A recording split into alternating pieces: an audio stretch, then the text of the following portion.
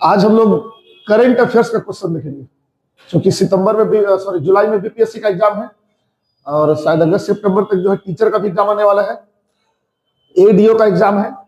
तो बिहार से रिलेटेड जितना भी करंट अफेयर्स है साल भर का, वो हम लोग इसमें कवर करने की कोशिश करेंगे। आज हम लोग दिसंबर का कवर करने का ट्राई करते हैं, दिसंबर 2025 का। अभी फरवरी 2026 चल रहा है, दिसंबर 2025 से लेकर जनवरी 2025 तक हम लोग करंट अफेयर्स कंप्लीट करेंगे, ताकि बिहार का जितना भी एग्जाम हो रहा है वो इससे कवर हो जाए। और ये दृष्टि आईएएस का है, दृष्टि आईएएस मैगजीन का है ये, ठीक है ना। तो हम लोग जो सबसे पहले जो टॉपिक पढ़ेंगे दिसंबर में, तो जैसे ही दिसंबर स्टार्ट होता है तो वैसे ही एक महापुरुष का जन्म दिवस आता है। उनका नाम है डॉक्टर राजेंद्र प्रसाद, देश के पहले राष्ट्रपति और संविधान सभा के परमानेंट जो अध्यक्ष थे, स्थायी अध्यक्ष। उनका जन्मदिन 3 दिसंबर को आता है। 3 दिसंबर 2025 को राष्ट्रपति भवन में जो द्रौपदी मुर्मू हैं, उन्होंने राजेंद्र प्रसाद की जयंती पर पुष्पांजलि अर्पित की। खैर ये तो करंट का क्वेश्चन नहीं बनेगा, क्योंकि भाई राष्ट्रपति हैं तो देश के पहले राष्ट्रपति को पुष्पांजलि अर्पित करेंगे ही। सवाल तुम्हारा यहां से बनता है कि राजेंद्र बाबू का जो जन्म है वो 3 दिसंबर को हुआ था, 3 दिसंबर। और आपको पता है कि बिहार विद्यालय परीक्षा समिति जो है, इस 3 दिसंबर को मेधा दिवस घोषित किया हुआ। मेधा दिवस, मेधा समझते हो ना, बुद्धि, जो मेधा मतलब बुद्धि होता है, ठीक है। तो बिहार विद्यालय परीक्षा समिति जो है ना, उसने मेधा दिवस घोषित किया है 3 दिसंबर को। यह बिहार सरकार का घोषित किया हुआ नहीं है, बिहार विद्यालय परीक्षा समिति का घोषित किया हुआ है। क्योंकि राजेंद्र प्रसाद पढ़ने में बहुत तेज थे, देश के पहले राष्ट्रपति भी रहे। तो उनका जो जन्म 3 दिसंबर 1884 को जीरादेई में हुआ था। जीरादेई कहाँ है? सिवान में, ठीक है। और इनकी मृत्यु हुई थी 28 फरवरी को। देखिए आज हम लोग कितना तारीख को है? आज हम लोग 22 फरवरी, आज 23 फरवरी है। 5 दिन के बाद इनका जो है मृत्यु का जो साल है वो लगेगा, है ना, जो इनका जो निधन का तिथि है। तो 28 फरवरी 1963 को पटना में हुआ था। और इनका जो समाधि स्थल है, उस समाधि स्थल का नाम है महाप्रयाण घाट। ये भी याद रखना है। राजेंद्र बाबू का जो समाधि स्थल वो पटना के बांस घाट में है, और समाधि स्थल का नाम क्या है? महाप्रयाण घाट। जी याद रखिएगा, महाप्रयाण घाट, ठीक है ना। सरकार की उपेक्षा के कारण वो जुआरियों और शराबियों का अड्डा बना हुआ है गोलघर से आगे। देश के पहले राष्ट्रपति और देश के इतने महान सपूत का जो समाधि स्थल है, उसको सरकार ने यूं ही वीरान छोड़ रखा है, ठीक है। अब क्या बोला जाए, देखिए गांधी जी से बहुत प्रभावित थे डॉक्टर राजेंद्र प्रसाद, जो है गांधी जी से बड़े प्रभावित थे, है ना। आप यूं समझिए कि गांधी जी के जो शिष्य लोग थे, उनमें जवाहरलाल नेहरू, राजेंद्र प्रसाद, वल्लभ भाई पटेल, ये सब का नाम बहुत प्रमुखता से लिया जाता है। खैर उनके सादगी की तो चर्चा होती ही है ना, सादगी की चर्चा होती है। गांधीवादी मूल्यों पर अपना पूरा जीवन जी लिए, गांधी जी के ही बताए गए रास्ते पे अपना पूरा जीवन जी लिए। यहां जो प्रश्न है वो देखो, प्रश्न यहां पर यह भी बनेगा कि 1920 में स्वतंत्रता आंदोलन, जो असहयोग आंदोलन स्टार्ट हुआ था ना 1 अगस्त 1920 को, 1 अगस्त 1920 को असहयोग आंदोलन शुरू हुआ था, उसमें भी राजेंद्र बाबू भाग लिए थे और बड़े फेमस वकील थे। लेकिन उन्होंने अपने वकालत का कैरियर छोड़ दिया आजादी के आंदोलन में भाग लेने के लिए। 1931 में जब नमक सत्याग्रह हुआ तो उसमें भाग लिए, और 1942 में जब भारत छोड़ो आंदोलन हुआ था, ठीक है। तो राजेंद्र बाबू को जो ऑपरेशन जीरो आवर चला गया था अंग्रेजों के द्वारा, ऑपरेशन जीरो आवर, तो देश के सभी प्रमुख नेताओं को रातों रात गिरफ्तार कर लिया गया। जैसे आप देखिएगा कि जवाहरलाल नेहरू को इलाहाबाद के नैनी जेल में रखा, गांधी जी को आगा खान पैलेस भेज दिया पूना, तुम्हारे जयप्रकाश नारायण जी को हजारीबाग जेल में भेज दिया गया, और राजेंद्र बाबू को पटना के बांकीपुर जेल में रखा गया था, ठीक है ना। तो ये सारा प्रश्न इंपॉर्टेंट हो जाता है कि राजेंद्र बाबू को कहां रखा गया? तो बांकीपुर जेल में, और जयप्रकाश नारायण को हजारीबाग जेल में। अब एक क्वेश्चन पूछा था बीपीएससी के, हजारीबाग जेल ब्रेक जो हुआ था, हजारीबाग जेल तोड़ के भाग गए थे जयप्रकाश नारायण, तो कौन सा त्योहार था? तो दिवाली की रात थी, दिवाली की रात, जब जयप्रकाश नारायण जो है हजारीबाग जेल तोड़ करके भाग गए नेपाल, और नेपाल में जाकर के उन्होंने फिर आजाद दस्ता संभाला। आजाद दस्ता, याद रखिए, आजाद दस्ता के बारे में हम लोग पढ़ेंगे, है ना, क्या है। लेकिन अभी फिलहाल यहां ध्यान देते हैं कितने सीनियर लीडर थे कि इन्होंने कांग्रेस की अध्यक्षता भी की कई बार। तो एक देखिएगा 1934 में वो भारतीय राष्ट्रीय कांग्रेस के बंबई अधिवेशन की अध्यक्षता की थी। 1934 में कांग्रेस का जो बंबई अधिवेशन हुआ है उसकी अध्यक्षता राजेंद्र बाबू की है। लेकिन एक और चीज है 1939 का कांग्रेस अधिवेशन। 1939 के कांग्रेस अधिवेशन की कहानी यह है कि कांग्रेस के अध्यक्ष पद का चुनाव होना है। कांग्रेस के अध्यक्ष पद का चुनाव होना है। गांधी जी सपोर्ट करे पट्टाभी सीतारामैया को और सुभाष चंद्र बोस पट्टाभी सीतारामैया के सामने खड़े हो गए, ठीक है। और उस चुनाव में गांधी जी का भी सम्मान दांव पे लगा हुआ है, सुभाष चंद्र बोस का भी लगा हुआ है। तो 1939 का जो त्रिपुरी अधिवेशन था उसमें यह हुआ कि सुभाष चंद्र बोस कांग्रेस अध्यक्ष का पद का चुनाव जीत गए। तो गांधी जी कहें कि यह हमारी व्यक्तिगत हार है, मतलब गांधी जी पट्टाभी सीतारामैया के हार को अपना हार मान लिए, ठीक है। तो भाई सुभाष चंद्र बोस का कद बड़ा ऊंचा था, उन्होंने क्या किया, कांग्रेस के अध्यक्ष पद से ही दे दिया इस्तीफा, ठीक है। जब देखा इस बात को कि गांधी जी के साथ थोड़ा सा माहौल तनावपूर्ण हो गया और गांधी जी ने इसको अपना व्यक्तिगत अपमान बता दिया, व्यक्तिगत हार बता दिया, तो सुभाष चंद्र बोस जो है त्रिपुरी अधिवेशन से इस्तीफा दे दिए। हाँ, मतलब कांग्रेस के अध्यक्ष पद से इस्तीफा दे दिए तो फिर से कांग्रेस का चुनाव थोड़ी होगा।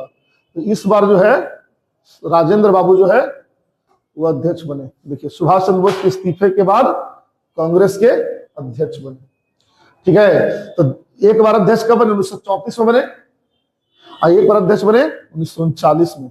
इसमें तो कोई दिक्कत नहीं होना चाहिए। अब देखिए 1946 में जो 11 दिसंबर 1946 को राजेंद्र प्रसाद को कांग्रेस संविधान सभा का अध्यक्ष नियुक्त किया गया। वह सभा जो संविधान लिखने जा रही थी, उस संविधान सभा के अध्यक्ष कौन बने, राजेंद्र बाबू बने, ठीक है।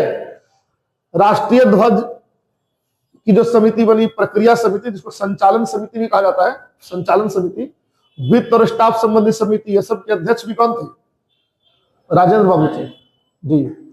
हाँ, अब ये ध्यान देना है बहुत जरूरी, जो कि तुम्हारा परीक्षा में तो समझ लो कि 100% संभावना रहता है कि सब प्रश्न बनेगा। वो एक किताब लिखे थे, इंडिया डिवाइडेड, भारत विभाजन पर लिखी उनकी किताब है इंडिया डिवाइडेड, 1946 की किताब है। तो कई बार ये प्रश्न पूछा जा चुका कि इंडिया डिवाइडेड किताब कौन लिखे थे, तो इंडिया डिवाइडेड किताब लिखे हैं राजेंद्र बाबू। चंपारण में सत्याग्रह, ये किताब 1922 की है। गांधी जी जब चंपारण में सत्याग्रह करने आए थे ना नीले किसानों के खिलाफ, तो उस पर भी उनकी एक किताब है, चंपारण में सत्याग्रह। ये किताब 1922 में लिखी गई। आत्मकथा 1946 की है किताब उनकी, और बापू के कदमों में 1954 में। तो आप ये 4 किताब मेनली याद रखिएगा। साल अगर आपको नहीं भी याद है तो कोई दिक्कत नहीं है, लेकिन किताब का नाम याद होना चाहिए। पहला है चंपारण में सत्याग्रह, दूसरा है इंडिया डिवाइडेड, बहुत जरूरी, चारों में सबसे जरूरी इंडिया डिवाइडेड। तीसरा आत्मकथा, नाम ही आत्मकथा है, और चौथा है तुम्हारा बापू के कदमों में। भाई गांधी जी के परम शिष्य थे। एक होता है जैसे आजकल का नेता सब कहता कि गांधीवादी, वो गांधीवादी है नहीं, वो खाली नाम से गांधीवादी है। गांधी जी का कोई सिद्धांत ये लोग अपनाता नहीं है। लेकिन जो राजेंद्र बाबू थे ना, ये वास्तव में गांधी जी के प्रिय शिष्य थे। ये गांधी जी के सिद्धांतों पर ही अपना पूरा जीवन जी लिए। 1962 में इनको भारत रत्न दिया गया, 1962 में। अब देखिए 1962 में भारत रत्न मिला और 1963 में इनका निधन हो गया, ठीक है। यही पीएमसीएच में भर्ती थे। देखिए 1950 में भारत के पहले राष्ट्रपति बने और 12 साल से अधिक समय तक कार्यभार संभाला। भाई अब तक कोई भी राष्ट्रपति भारत का इतना लंबा कार्यकाल उनका नहीं रहा जितना राजेंद्र बाबू का। जितने लंबे समय तक राजेंद्र बाबू राष्ट्रपति रहे, उतने लंबे समय तक कोई राष्ट्रपति भारत में नहीं रहा है। वो कितने साल राष्ट्रपति रहे, 12 साल से अधिक। अभी तक भारत में कोई भी व्यक्ति 12 साल राष्ट्रपति नहीं बना, ठीक है। 1952 और 1957 में सर्वसम्मति से दोबारा राष्ट्रपति का पद ग्रहण करने वाले एकमात्र राष्ट्रपति। ध्यान दीजिएगा 1950 में तो पहले और राष्ट्रपति बने, 24 जनवरी 1950 को, ठीक है। तो 2 साल के लिए राष्ट्रपति बने। 1952 में फिर राष्ट्रपति का चुनाव हुआ, वो जीत गए।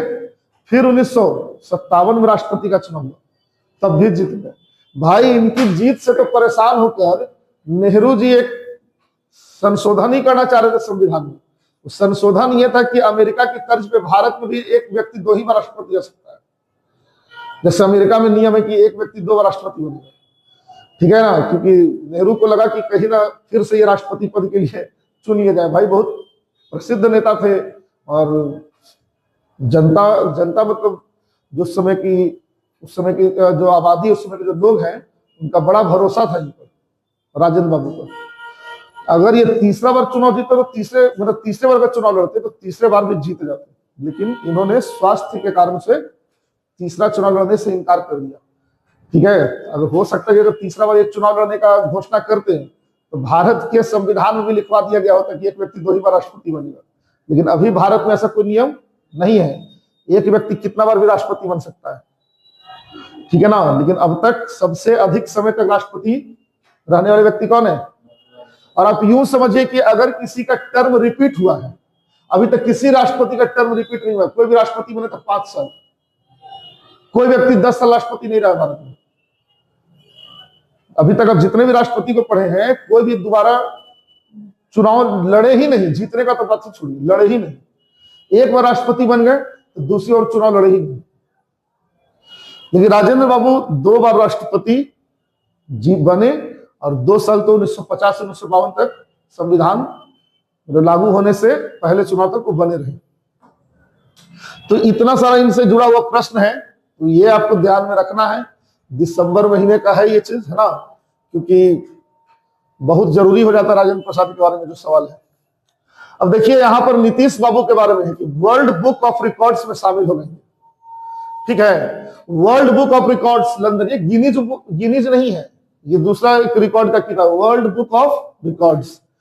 लंदन ने नीतीश कुमार को 10 बार शपथ लेने वाले भारत के पहले मुख्यमंत्री बनने पर सम्मानित किया।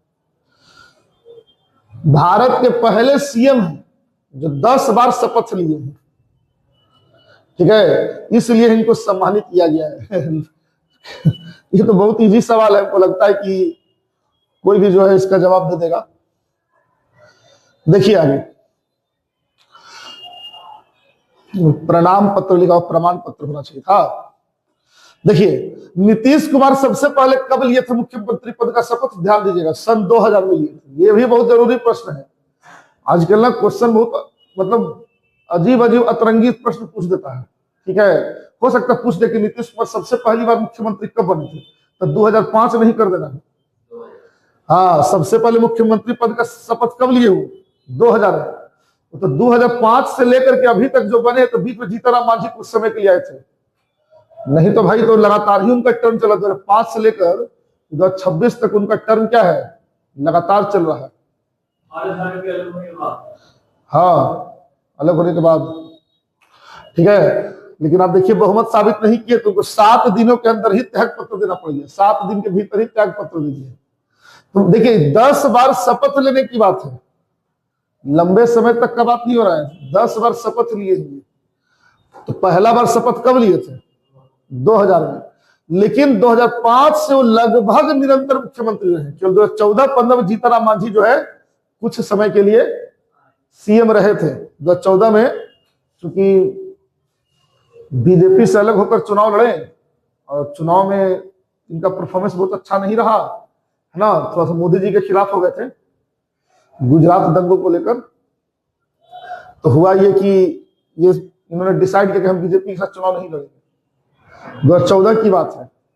और नरेंद्र मोदी जो है, उनके नेतृत्व में बीजेपी जो है, वही जो मोदी लहर आई थी, उस लहर में तो भाजपा एकदम बम बम हो गया। तो नीतीश बाबू को थोड़ा सा बुरा लगा ये चीज, तो उन्होंने इस्तीफा दे दिया। तो इस्तीफा दे दिया, मुख्यमंत्री के पद से इस्तीफा दे दिया। तो उनके जगह पे जीतनराम मांझी कुछ समय के लिए आए थे। तो फिर देखिएगा बाद में कि नीतीश बाबू जो है वो भाजपा से हाथ मिला लिए, ठीक है ना। खैर ये तो पॉलिटिकल बातें हैं, सब एग्जाम में नहीं आता है, लेकिन चलिए जानते रहिए सब चीज। आगे देखिए 2025 के चुनाव में एनडीए को कितनी सीटें आई हैं?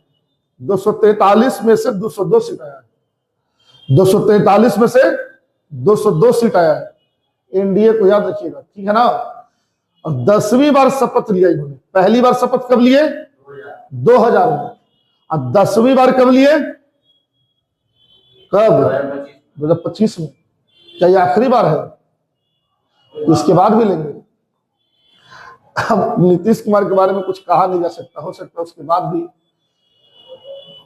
अगर कहीं कुछ संभावना बना और अगर इधर उधर हुआ मामला, तो हो सकता है कि फिर से एक बार इस्तीफा और शपथ का दौर चल पड़े। नीतीश कुमार है, कुछ नहीं कहा जा सकता है।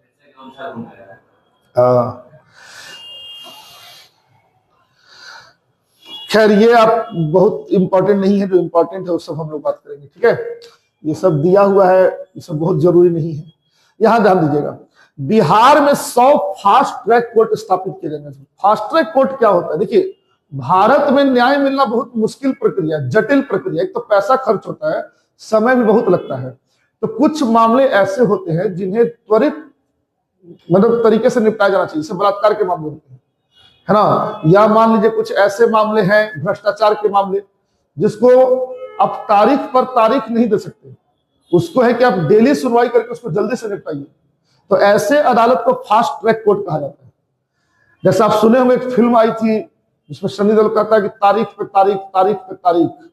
तो तारीख पे तारीख और तारीख पे तारीख मिलते मिलते पता चलता कि मुजरिम जो है, जो आरोपी है, वही तारीख बन गया, मर गया। वो इंसाफ तो मिला नहीं अगले को। लेकिन कुछ मामले ऐसे हैं जैसे बलात्कार वगैरह के मामले, जिसके बारे में कहा जाता है कि इसका सुनवाई तुरंत होना चाहिए, मतलब 6 से 7 महीना में जो है फैसला आ जाना चाहिए। तो भाई 6 से 7 महीना में फैसला तब आएगा ना जब आप डेली सुनवाई करवाइएगा। तो ये सब कोर्ट में डेली सुनवाई करवाइएगा। ये सब जो कोर्ट चल रहा है, तो यहाँ पे तो अब केस बहुत पेंडिंग है, जजों की संख्या कम है और केस ज्यादा है, तो वहां तो तारीख पे तारीख मिलेगा ही। तो कुछ कोर्ट ऐसे बनाए गए हैं जहां पर डेली बेसिस पर सुनवाई होता है ना। अब 6 से 7 महीना में जो है मामला निपटा दिया जाता है। तो ऐसे ही कोर्ट को कहा जाता है फास्ट ट्रैक कोर्ट, जहां बहुत त्वरित गति से फैसले आते हैं। तो बिहार में 100 फास्ट ट्रैक कोर्ट स्थापित किया गया, बहुत अच्छी बात है, ठीक है ना। क्योंकि देखिए, अपराधियों का तो मन इसलिए भी बढ़ता है क्योंकि उनको लगता है कि चलो भाई जमानत लेकर तो घूमते रहेंगे, जब फैसला आएगा तब तक देखा जाएगा। फैसला आते आते 20 साल 25 साल लग जाता है, तब तक वो अपराधी अपना जीवन जी लेता है, समझ गए। मान लो 40 साल में किसी ने क्राइम किया, 25 साल में फैसला आया, तब तक पता चला 60 साल में दुनिया छोड़ दिया, वो दुनिया ही से चला गया। तो कम से कम फास्ट ट्रैक कोर्ट जब बनेगा तो 6 से 7 महीने में फैसला आएगा, तो अपराधियों के मन में भय पैदा होगा। ये अच्छी बात है। और ऐसा करने के लिए आप देखिए 100 फास्ट ट्रैक कोर्ट बनाने की घोषणा किन्होंने की है? ये बिहार के उप मुख्यमंत्री सम्राट चौधरी ने की है, समझ गए। और सम्राट चौधरी केवल उप मुख्यमंत्री नहीं है, वरन ये बिहार के गृह मंत्री भी है। बात समझ गए। अब तक गृह मंत्रालय नीतीश बाबू ने अपने पास रखा था अब तक, लेकिन इस बार भाजपा जो है थोड़ा ताकतवर होकर आई है ना। इस बार चुनाव में सबसे अधिक सीट बीजेपी की है, ठीक है। तो 2 डिप्टी सीएम तो बीजेपी का है ही, लेकिन साथ ही गृह मंत्रालय भी भाजपा के पास है। एक प्रकार से समझो कि बिहार का पूरा लॉ एंड ऑर्डर, जो कानून व्यवस्था, सम्राट चौधरी के हाथ में है। आप इसके लिए नीतीश कुमार से सवाल नहीं पूछ सकते। गठबंधन की सरकार है, अगर कानून व्यवस्था पे उंगली उठेगा तो जवाब सम्राट चौधरी को देना पड़ेगा।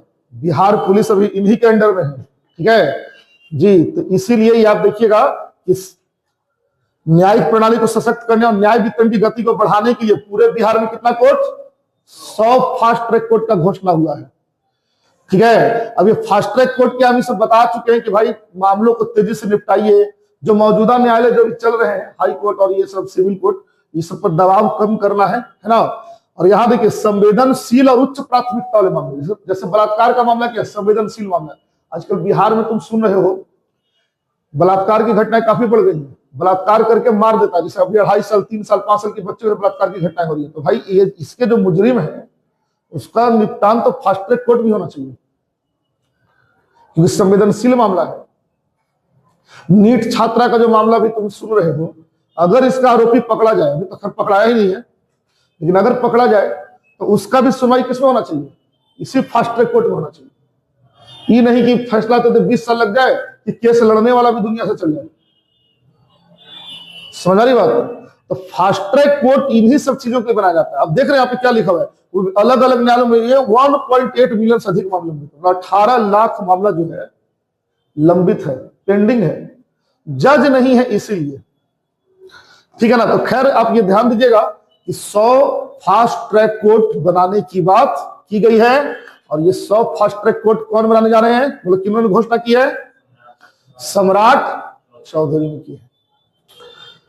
चलिए यहां देखिए एक बड़ा इंपॉर्टेंट हमको जो चीज दिख रहा है वो है कि योजना कानून और न्याय मंत्रालय के अधीन एक केंद्रीय प्रायोजित योजना है। ध्यान दीजिए, फास्ट ट्रैक कोर्ट कोई राज्य सरकार नहीं बना रही है, घोषणा राज्य सरकार ने किया है, मतलब उप मुख्यमंत्री सम्राट चौधरी ने घोषणा तो किया है, लेकिन यह केंद्रीय प्रायोजित योजना है। केंद्रीय प्रायोजित योजना का मतलब होता है कि पैसा आएगा केंद्र सरकार से। जो भी फास्ट ट्रैक कोर्ट बनेगा 100 गो, तो भाई उसमें स्टाफ चाहिए, जजेस चाहिए, इनका वेतन कौन देगा? तो ये पैसा कहां से आएगा? केंद्र से। तो केंद्र ने एक निर्भया फंड बनाया था। निर्भया फंड 2011 में जो निर्भया कांड दिल्ली में हुआ था, उसका एक निर्भया फंड बना है।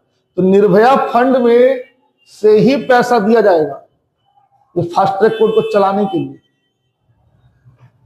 समझ आ रही बात? हर साल जब बजट जो पारित होता है ना भारत सरकार का, तो उसमें निर्भया फंड में भी पैसा आता है। और निर्भया फंड में पैसा क्या क्या है? जैसे तुम देखो, लड़कियों की सुरक्षा से जुड़ा कोई भी मामला है, जैसे आप देख रहे हैं कि अभी पिंक बस चल रहा है, सीसीटीवी कैमरे की बात हो रही है, ये सारे पैसे जो है जो लड़कियों की सुरक्षा से जुड़े हुए हैं, ये सारे पैसे किससे आते हैं? निर्भया फंड से। भाई निर्भया फंड है ही लड़कियों की सुरक्षा के लिए है। लड़कियों की सुरक्षा से जुड़ा कोई भी अगर खर्च आ रहा है तो निर्भया फंड से जाएगा। ये केंद्र सरकार बनाई है, ठीक है। तो उसी निर्भया फंड से जो है ये फास्ट ट्रैक कोर्ट बनाया जाएगा। और कितना बनाने की बात है? 100, ठीक है। राज्य प्रायोजित योजना की केंद्र प्रायोजित? केंद्र प्रायोजित है। केंद्र प्रायोजित का मतलब तो समझ ही गए हो, मतलब जी केंद्र के द्वारा जो, हाँ, जिसका खर्च केंद्र उठाएगा। देखिए अगला जो क्वेश्चन है वो बिहार के नितिन नवीन भाजपा के राष्ट्रीय कार्यकारी अध्यक्ष नियुक्त। खैर ये तो पुरानी बात होगी, कार्यकारी अध्यक्ष नहीं, अब तो परमानेंट हो गए हैं, स्थायी अध्यक्ष बन गए है ना नितिन नवीन। मतलब आप समझिए कि बिहार के पहले व्यक्ति हैं जो भाजपा के अध्यक्ष बने। भाजपा दुनिया की सबसे बड़ी राजनीतिक पार्टी है। बिहार के पहले व्यक्ति हैं जो भाजपा के अध्यक्ष बने, और सबसे कम उम्र के भी व्यक्ति हैं नितिन नवीन। यही बांकीपुर से विधायक है वो, हाँ। तो उन्हीं को जो है बनाया गया क्या? हाँ हाँ, भाजपा का जो अध्यक्ष है पूरे भारत में, जो बीजेपी है ना, उसके अध्यक्ष नितिन नवीन को बनाया गया बिहार से। अभी इन्हीं के बारे में नरेंद्र मोदी कह रहे थे कि हमारे बॉस हैं। जेपी नड्डा हट गए, हाँ। जेपी नड्डा तो बहुत पहले ही हट गया था ना, तो राष्ट्रीय अध्यक्ष का पद खाली था, ठीक है। तो इनका जो है चुनाव कराया गया।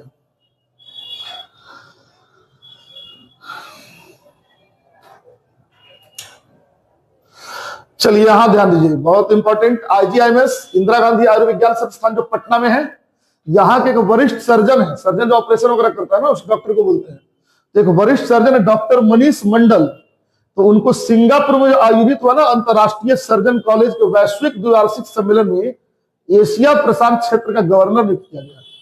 तो आप ऐसा समझिए कि सिंगापुर में आयोजित हुआ था अंतरराष्ट्रीय सर्जन कॉलेज, तो वैश्विक द्विवार्षिक सम्मेलन, मतलब दुनिया के सभी देश के जो डॉक्टर्स हैं उसमें भाग लेते हैं, ठीक है। अब द्विवार्षिक सम्मेलन कहने का मतलब है कि ये 2 साल पर एक बार होता है, ठीक है। तो एशिया प्रशांत क्षेत्र का जो है ना, जो एशिया प्रशांत क्षेत्र जो है, जिसमें तुमको देखो जापान आता है, ऑस्ट्रेलिया आता है, चाइना हो गया, इंडिया हो गया, है ना, सिंगापुर है, वियतनाम है, ये सब एशिया प्रशांत क्षेत्र में, एशिया पैसिफिक रीजन इसको कहा जाता है।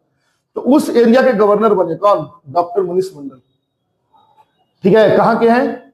आईजीआईएमएस के। बड़े गर्व की बात है कि पटना का कोई डॉक्टर जो है इतने बड़े स्तर पे गवर्नर बना है, अच्छी बात है।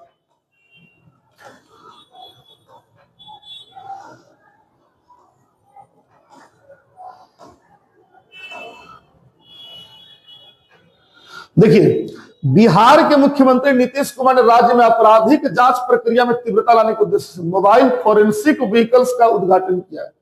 देखो सबसे पहले तो ये जानो कि मोबाइल फोरेंसिक व्हीकल है क्या, है ना। जैसे अभी क्या है ना कि बिहार में अगर कोई क्राइम घटित हो जाए, एक बात तुमको बता रहे हैं कि कोई क्राइम घटित हो जाए तो फॉरेंसिक टीम आती है। ठीक, फॉरेंसिक टीम क्या करती है, तुम देखते हो कई बार मर्डर होता है तो उसको घेरा लगा देता है सबूत वगैरह इकट्ठा करने के लिए। तो फिर एक फॉरेंसिक टीम आती है, वहां से सबूत इकट्ठा करती है, और सबूत इकट्ठा करने में उसको दिल्ली और हैदराबाद भेजती है, दिल्ली या हैदराबाद। एक तो खर्चीला प्रक्रिया है, दूसरा टाइम टेकिंग है। अब दिल्ली हैदराबाद भेजिएगा फिर वहां से रिपोर्ट आने में बहुत समय लगता है, ठीक है ना। तो नीतीश कुमार ने एक काम किया कि मोबाइल फोरेंसिक व्हीकल्स 34 की संख्या में इसका उद्घाटन किया कि वो क्या होगा ना कि अब सबूत को आपको उठा करके दिल्ली और हैदराबाद नहीं भेजना है, वो गाड़ी ही पहुंच जाएगा जगह पर। समझ आ रही बात? मतलब ये नहीं कि सबूत को इकट्ठा किए फिर उसको भेजे फिर वहां से रिपोर्ट आए, बहुत टाइम लग जाएगा। अब क्या है कि जहां घटना हुआ, मान लो किसी जगह पे मर्डर हो गया, तब वहां से सबूत को उठा के भेजना नहीं है। एक फॉरेंसिक लैब है, मोबाइल कहते हैं उसको, जो चलने फिरने वाला जो भी चीज क्या है, मोबाइल है।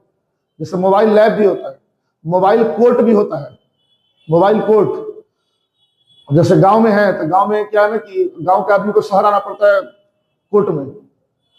अब है कि कोर्ट स्वयं गांव में चली जाती है, एक गाड़ी होती है और गाड़ी में क्या होता है, जज वकील सब होते हैं, और जाके गांव में जितना भी जमीन का जो सुनवाई है, मारपीट का सब उधर ही निपटारा कर देते हैं। मोबाइल हॉस्पिटल भी होता है, मोबाइल लैब भी होता है, समझ ना, लेबोरेटरी होता है। मोबाइल लैब मतलब क्या, मोबाइल स्कूल भी होता है। एक गाड़ी जाएगी गांव में जाके लग जाएगी सुबह 10 बजे, ठीक है ना। उसको ऐसी गाड़ी होती है वैनिटी वैन की तरह, उसमें सारा सुविधा रहता है, बोर्ड रहता है, टीचर रहते हैं, सब किताब उताब सब रहता है, बच्चा सब जाता है, दिन भर उसमें रहता है, पढ़ता है, फिर वो गाड़ी दूसरे गांव चली जाती है। तो मोबाइल का मतलब हो गया चलने फिरने वाला। हम लोग जो फोन यूज करते मोबाइल फोन है, ठीक है, ये मोबाइल फोरेंसिक व्हीकल्स है, समझ गए ना। जहां पे भी घटना घटेगी वो फोरेंसिक व्हीकल्स तुरंत उस जगह पर पहुंच गया। इससे क्या होगा कि जांच प्रक्रिया में तेजी लाई जाएगी। अब एक बात तो सही है कि देखिए, आप क्राइम को नहीं रोक सकते, ठीक है ना। क्राइम जैसे दो प्रकार का होता है, एक होता है ऑर्गेनाइज्ड क्राइम और एक होता है अनऑर्गेनाइज्ड क्राइम। तो बिहार में तुमको ऑर्गेनाइज्ड क्राइम कम दिखेगा, अनऑर्गेनाइज्ड क्राइम ज्यादा है। जैसे भी तुम देखोगे कि एक पत्रकार गया था अनंत सिंह से पूछने के लिए कि बिहार में तो क्राइम बहुत ज्यादा हो रहा है, तो पत्रकार को उन्होंने क्या जवाब दिया, उन्होंने कहा कि अभी हम तुमको अगर यहाँ पे मार दे तो सरकार क्या करेगी, बताइए। ये बात सच है। अभी रास्ता चलते कोई जमीन का विवाद हो गया, किसी को मार दिया, सरकार उसमें क्या करेगी, सरकार कहाँ पुलिस खड़ा करेगी। ऑर्गेनाइज्ड क्राइम जैसे दिल्ली में, सॉरी मुंबई में होता था, अंडरवर्ल्ड का दाऊद इब्राहिम है, छोटा सा किला, ये सब मतलब समझ रहे हो, पूरा गैंग वार जो चल रहा है। बिहार में भी है ऑर्गेनाइज्ड क्राइम, जैसे जमीन का मामला हो गया, जमीन भू माफिया, बालू माफिया, शराब माफिया, ये सब जो क्राइम है ना, ये ऑर्गेनाइज्ड क्राइम है। और ये मर्डर वर्डर जो हो जा रहा है जहां का, ये क्या है, अनऑर्गेनाइज्ड है। तो बिहार में तुमको दोनों चीज देखने के लिए मिलेगा, समझ रही बात है। तो सरकार को हम लोग तब दोष दे सकते हैं जब ऑर्गेनाइज्ड क्राइम बढ़ेगा। जैसे मान लो कि शराब को लेकर के शराब माफिया जो है गोलीबारी कर दे, बम चल जाए कहीं पर, है ना। तो चूंकि आप देखिएगा कि इसमें बहुत साठ गांठ होता है, राजनीतिक लोग भी इसमें मिले रहते हैं, पुलिस भी इसमें कई बार मिली रहती है। तो वैसे क्राइम को लेकर हम लोग सरकार पर सवाल उठा सकते हैं। लेकिन जो अनऑर्गेनाइज्ड क्राइम है, अगर वो घटित होता है तो सरकार को काम है कि वो तुरंत अपराधी को पकड़े, जांच कराए और फास्ट ट्रैक कोर्ट से उसको क्या दे, सजा दे दे, ताकि इंसाफ जो है समय पर अगले को मिल जाए, है ना। क्योंकि कहा जाता है ना, justice delay and justice denied. न्याय में अगर देरी आप कर दिए देने में तो न्याय दिए ही नहीं। तो इन्हीं सब चीजों की आप देखिएगा कि देखिए मोबाइल फोरेंसिक व्हीकल्स लाया गया ताकि जांच जो है बहुत तेजी से हो, और जांच अगर हो जाए तो फिर अब अदालत में जाएगा मामला, तो अदालत में 20-25 साल नहीं लग जाए, तो उसके लिए short of fast track court बनाया गया है। अपराधी तो तब डरेगा ना जब उसको सजा मिलेगा, समझ गए। लेकिन हाँ, तो अपराधी को सजा मिलने बहुत समय लगता है। तो ये सब अच्छी चीज है ना। ये सब मतलब बिहार में जो हो रहा है सब बढ़िया है। देखिए, बिहार सरकार के अपराध और भ्रष्टाचार पर शून्य सहिष्णुता नीति के अनुरूप है। शून्य सहिष्णुता, जीरो टॉलरेंस पॉलिसी, मतलब भ्रष्टाचार और अपराध में बिहार सरकार का कहना है कि हम बिल्कुल बर्दाश्त नहीं करेंगे। इसीलिए फास्ट ट्रैक कोर्ट या ये मोबाइल तुम्हारा फोरेंसिक व्हीकल्स, इसी को ध्यान में रखकर लाया गया है। तो बोलो कितना फास्ट ट्रैक कोर्ट बनाया गया है, 100। और मोबाइल व्हीकल्स कितना 34। ठीक, फास्ट ट्रैक कोर्ट का घोषणा कौन किए? सम्राट चौधरी।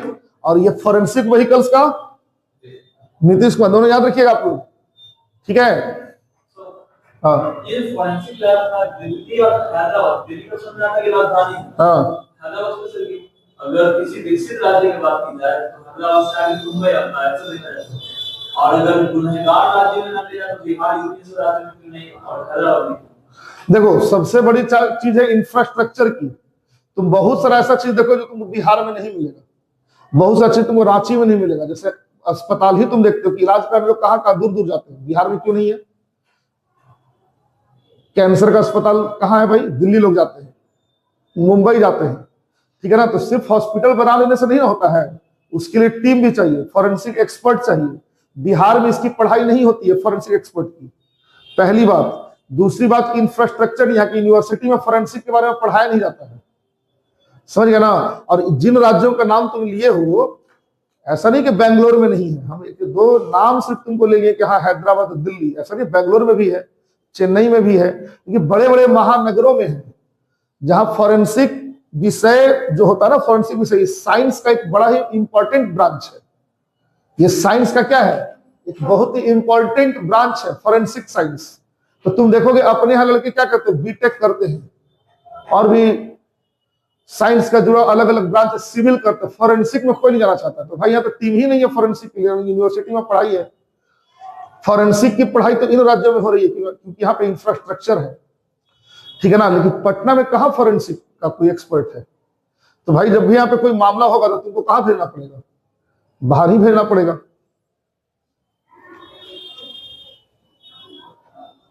अभी जो ये लड़की का घटना घटा, नीट छात्रा वाला, इसका जो पोस्टमार्टम तो यहाँ कर दिया, लेकिन बाकी जो डीएनए सैंपलिंग हुआ, सबका जो डीएनए टेस्ट करवाया, भाई इसका रिपोर्ट तुम कहां से, बाहर से मंगवा रहे हो, ठीक है ना? अभी बिहार में इंफ्रास्ट्रक्चर के लेवल में बहुत काम होना बाकी है, लेकिन चलो कम से कम ये सब चीज देखकर अच्छा लग रहा है। देखिए यहां पर एक भेजा बकौर कोसी पुल बना है, ठीक है? भेजा बकौर कोसी पुल, नाम ही से स्पष्ट है कि किस नदी पर है? कोसी नदी पर है। भेजा बकौर कोसी पुल किस नदी पर है? कोसी नदी पर बना है, ठीक है? कोसी नदी को क्या कहा जाता है? बिहार का शोक कहा जाता है। इतना ना रास्ता बदलती कि बाढ़ ला देती है, ठीक है? ये नदी निकलता कहां से भाई? तिब्बत से निकलती है। कहां से? तिब्बत से। और नेपाल से प्रवाहित होते हुए बिहार के कटिहार जिले में कुर्सेला के पास गंगा नदी में मिलती है। बहुत महत्वपूर्ण सवाल भूगोल के दृष्टिकोण से भी। क्या दृष्टि इंपॉर्टेंट है कि बिहार का शोक तो भाई कोसी नदी है, तो कोई भी बता देगा, जो भी पढ़ रहा है थोड़ा बहुत बता देगा। निकलती कहां से है ये भी कुछ लोग बता देगा कि भाई कहां से आ रही है? तिब्बत के पठार से आ रही है, ठीक? नेपाल होते हुए बिहार में, क्योंकि बिहार में गंगा से कहां मिलती है? कटिहार में एक जगह है कुर्सेला, ठीक है? ये आपको याद रखना है कि कटिहार के पास एक कुर्सेला जगह है, वहीं पर एक गंगा नदी से मिल जाती है। ये इसको नहीं भूलना है आपको, कुर्सेला नाम नहीं भूलना है, ठीक है? कटिहार और कुर्सेला दोनों याद रखना है। अब देखो जब ये पुल चालू हो जाएगा तो 44 किलोमीटर कम हो जाएगा। किसके बीच का दूरी? मधुबनी और सुपौल के बीच, ठीक है? NH-27 के माध्यम से पटना के साथ सीधा संपर्क स्थापित होगा। मतलब मधुबनी और सुपौल से आप पटना सीधे आप आ सकते हैं NH-27 पकड़ के, ये पुल बनने से। मतलब मधुबनी और सुपौल से अगर कोई आदमी पटना आना चाहता है, समझ गए, तो उसको 44 किलोमीटर कम पड़ेगा इस पुल को बनने के बाद, ठीक है ना? और ये बन किसके द्वारा रहा है? भारतमाला परियोजना है। तो भारतमाला परियोजना याद रखो, भारतमाला परियोजना सड़कों के जाल से संबंधित है। एक सागरमाला परियोजना है, सागरमाला बंदरगाह से संबंधित है। सागरमाला में क्या बनाने की बात है? बंदरगाह। अब भारतमाला में सड़क, ठीक है? ये जो पुल बन रहा है ये भारतमाला परियोजना के अंतर्गत बन रहा है। बनवा कर रहा है इसको सड़क परिवहन और राजमार्ग मंत्रालय। कौन है मंत्री जी? नितिन गडकरी जी, है ना? बहुत ज्यादा लोग इनको अच्छा मानते हैं। चलिए अब देखते हैं अगला, जो जो महत्वपूर्ण है वही देखेंगे। देखिए ये है बिहार एट 2047 विजन कॉन्क्लेव। 2047 का बिहार कैसा होगा? हम लोग किस साल में? 47 आने में कितना साल है? 21 साल बाद का बिहार कैसा होगा? ठीक है, तो भाई इसको लेकर के ना एक कॉन्क्लेव, मतलब एक मीटिंग, बहुत सारे इन्वेस्टर वगैरह उसमें आए थे, है ना, वो बुलाया गया था।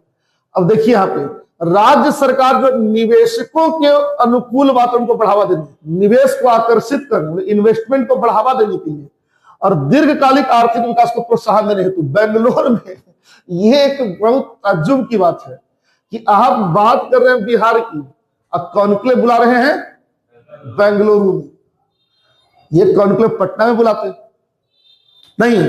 देख रहे बिहार 2047 का जो विजन है उसका कॉन्क्लेव कहां बुलाया गया है? बेंगलुरु में। क्यों बुलाया गया है? निवेश को बढ़ावा देने के लिए। बिहार में निवेश कैसे आएगा, इंडस्ट्री कैसे आएगी, बिजनेस कैसे बढ़ेगा। तो ये आपको, चलिए ये तो बहुत ही ज्यादा मतलब हमको बहुत अजीब बात लग रही है कि बिहार की बात बेंगलुरु में की जा रही है, लेकिन पटना में ये होना चाहिए था। इन्वेस्टर्स वगैरह इसमें आए थे कि राज्य का कैसे विकास होगा, ये सब पे मंथन हुआ है ना। तो ये कहां हुआ है? Bihar at 2047 vision conclave Bengaluru में हुआ है। कहां हुआ है? बेंगलुरु में हुआ है। और कौन भाग लिए? दिलीप कुमार जायसवाल। दिलीप कुमार जायसवाल कौन है? उद्योग मंत्री हैं। बिहार के उद्योग मंत्री कौन है? बोलिए। बिहार के उद्योग मंत्री दिलीप कुमार जायसवाल। ठीक है, तो जो तुम्हारा 2047 विजन कॉन्क्लेव जो बना है, 2047 विजन कॉन्क्लेव, ये कहां हुआ? बेंगलुरु में हुआ। ठीक, और कौन भाग लिया बिहार से? दिलीप जायसवाल जी। कौन है दिलीप जायसवाल? किस अधिकार से भाग लिया? उद्योग मंत्री है बिहार के। इसमें होना किस पर था बात? उद्योग पर ही बात होना, इंडस्ट्री पर ही बात होना, इन्वेस्टर्स पर बात होना है। इसीलिए दिलीप जायसवाल जी गए। इससे तुम्हारा दो क्वेश्चन निकला। पहला कि जो तुम्हारा 2047 का जो विजन कॉन्क्लेव है बिहार का, वो कहां हुआ? तो बेंगलुरु में हुआ। कौन भाग लिया भाई? जी, उद्योग मंत्री। कौन? उद्योग मंत्री कौन? दिलीप जायसवाल। लेकिन इसी प्रकार का एक और कॉन्क्लेव सरकार करवाना चाहती है, और वो होगा हैदराबाद और नई दिल्ली में। 2026 में होने की बात है। कहाँ होना है? 2026 में। मतलब 2026 में एक और कॉन्क्लेव कराने की बात है ना, इन्वेस्टर्स को आकर्षित करने के लिए। और ये कहाँ होना है? हैदराबाद और नई दिल्ली में। ठीक है ना। 2025 में कहाँ हुआ? बेंगलुरु में। 2026 में कहाँ होना है? हैदराबाद और नई दिल्ली में। क्लियर? पर्पस क्या है? 2047 तक बिहार को एक विकसित राज्य बनाना। विकसित राज्य बनाना है तो निवेश लाना पड़ेगा। निवेश तो बच्चा ऐसे ही नहीं आएगा ना। निवेश के लिए तो आपको इन्वेस्टर्स को कुछ दिखाना पड़ेगा ना, लाभ कि आप आइए बिहार में। बिजली ही इतना महंगा है कि यहाँ कोई नहीं आना चाहता। चलिए यहां देखिएगा, बिजली सस्ता क्या करेगा? बिजली तो खुद खरीदता ही है। बिजली सस्ता तब करेगा ना बिजली ये बनाएगा। बिजली ये खुद ही खरीद रहे हैं तो बिजली क्या सस्ता करेगी? किया रहता। बिहार में भी बहुत सारा काम है ना, जो उद्योग को बिल्कुल रास नहीं आएगा। बिहार सरकार की जो पॉलिसी है उद्योग को लेकर बिल्कुल स्पष्ट नहीं है। अभी देखो एक काम ये किया है कि जो कमर्शियल मीटर है उसमें डे नाइट वाला काम कर दिया कि दिन में जलाओ तो सस्ता लगेगा और रात में जलाओगे तो महंगा पड़ेगा। तो डे नाइट शिफ्ट कर दिया है। अगर कोई इंडस्ट्री फैक्ट्री अगर दिन में अगर बिजली यूज कर रहा है तो उसको कम दर पे पैसा लगेगा, और रात में चलाओगे तो ज्यादा लगेगा। तो भाई कुछ अब तुम रात में कोई फैक्ट्री अगर चलता है, भाई फैक्ट्री तो दिन रात कभी भी चल सकता है, दिन में भी चलेगा रात में भी चलेगा। तो दिन में क्या कर रहे हो? कम ले रहे हो चार्ज, रात में बढ़ा दे रहे हो। ये सब स्पष्ट नहीं है मामला। देखिए राज्य स्तरीय युवा महोत्सव कहाँ हुआ? बोलो जल्दी से। मधुबनी में हुआ। राज्य स्तरीय युवा महोत्सव कहाँ हुआ? मधुबनी में हुआ। ठीक है, फिर से एक बार, राज्य स्तरीय युवा महोत्सव कहाँ हुआ? मधुबनी में हुआ। याद रहेगा। अब विजन 2047 कॉन्क्लेव कहाँ हुआ? बेंगलोर में हुआ। अगला कहाँ होना है? हैदराबाद, दिल्ली में होना है। बोलो, है कि नहीं? नीतीश कुमार पहली बार सीएम कब बने थे? शपथ कब लिए? 2000 में, है ना जी। क्या बार शपथ लिए? कितना बार? 10 बार। ठीक है। राजेंद्र प्रसाद जो है कांग्रेस के अध्यक्ष कब बने थे? 1934 के बंबई अधिवेशन में। अब फिर सुभाष चंद्र बोस के इस्तीफा देने के बाद 1939 के त्रिपुरी अधिवेशन में। बोलो, है ना? याद रहेगा ना सब? हाँ। जन्म कब हुआ था उनका? 3 दिसंबर 1884 को। और 1889 को नेहरू जी का जन्म है। और 1869 में गांधी जी का, है ना? तो 1869 गांधी जी, 1884 राजेंद्र प्रसाद, और 1889 हाँ, गांधी जी से 20 साल छोटे थे। और डेथ कब हुआ राजेंद्र बाबू का? तारीख 28 फरवरी। भारत रत्न कब मिला? भारत रत्न कब मिला? 1962 में। कब मिला? 1 साल पहले उनको भारत रत्न मिला था, है ना? 62 में मिला ना? हाँ। राज्य स्तरीय युवा महोत्सव कब कहाँ मनाया गया बताओ? मधुबनी। राज्य स्तरीय युवा महोत्सव मधुबनी में। देखिए यहाँ पे बिहार के मुख्य सचिव हैं, उन्होंने सैयद मुश्ताक अली ट्रॉफी 2025-26 में अनुकूल रॉय के असाधारण प्रदर्शन को मान्यता देते हुए उनको सम्मानित किया। ऐसा बहुत इंपॉर्टेंट प्रश्न नहीं है। ऐसा देखो, अगर निकालने पर आ जाओगे, खोदने पर, तो बहुत सारा सवाल निकल जाएगा, लेकिन ये सब उतना जरूरी क्वेश्चन नहीं है। बस ये जानो कि अनुकूल रॉय जो क्रिकेट का खिलाड़ी है, बस क्लियर। उतना तुमको नहीं जानना कि कौन सा ट्रॉफी है। अभी तुमको बता रहे कि सैयद मुश्ताक अली ट्रॉफी जो है ये झारखंड जीता है। झारखंड जीता है। 2020 क्रिकेट है, स्टेट मतलब नेशनल लेवल पर। देखिए लिखा हुआ झारखंड। और आपको बता दें कि यही वो टूर्नामेंट है जिसने ईशान किशन का लाइफ चेंज कर दिया। ईशान किशन ने 2 साल से बाहर चला था ना टीम से, तो इसी टूर्नामेंट में ईशान किशन का परफॉर्मेंस बहुत शानदार रहा। टूर्नामेंट सबसे ज्यादा रन बनाया और फाइनल में शतक मारा। झारखंड से खेलता ना ईशान किशन, तो फाइनल में शतक मारा। और झारखंड टीम का कैप्टन भी ईशान किशन था। ठीक है, ईशान किशन कैप्टन रहते हुए शतक मार के अपने बल पर झारखंड को जिता दिया पहली बार। और झारखंड अंडरडॉग टीम थी, मतलब किसी को नहीं भरोसा रहा कि झारखंड जीतेगा, क्योंकि बंगाल है, कर्नाटक है, एक से एक टीम है भाई। तमिलनाडु है उधर, सब तो है ना, मतलब क्रिकेट खेलने वाला तो एक से एक स्टेट है ना भारत में। उसमें झारखंड को कोई भाव नहीं दे रहा था, लेकिन ईशान किशन अपने बल पर जिता दिया। वही फाइनल में जो जिता ना, तो हमें सिलेक्टर लोग बैठा हुआ था इंडियन टीम का, और वही वर्ल्ड कप का टीम अनाउंस होना था तो ईशान किशन टीम में। तो सैयद मुश्ताक अली ट्रॉफी जो है ना, ये 2020 क्रिकेट की है। ठीक है। और एक होता है तुम्हारा कौन सा सीरीज होता है, घरेलू सीरीज भारत का, रणजी ट्रॉफी।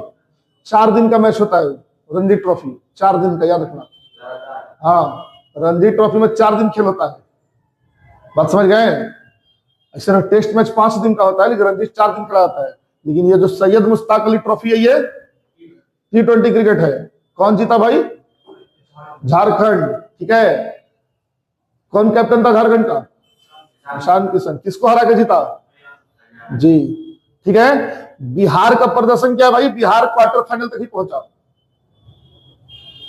बिहार जो है क्वार्टर फाइनल तक ही पहुंच पाया, क्वार्टर फाइनल से हो गया बाहर।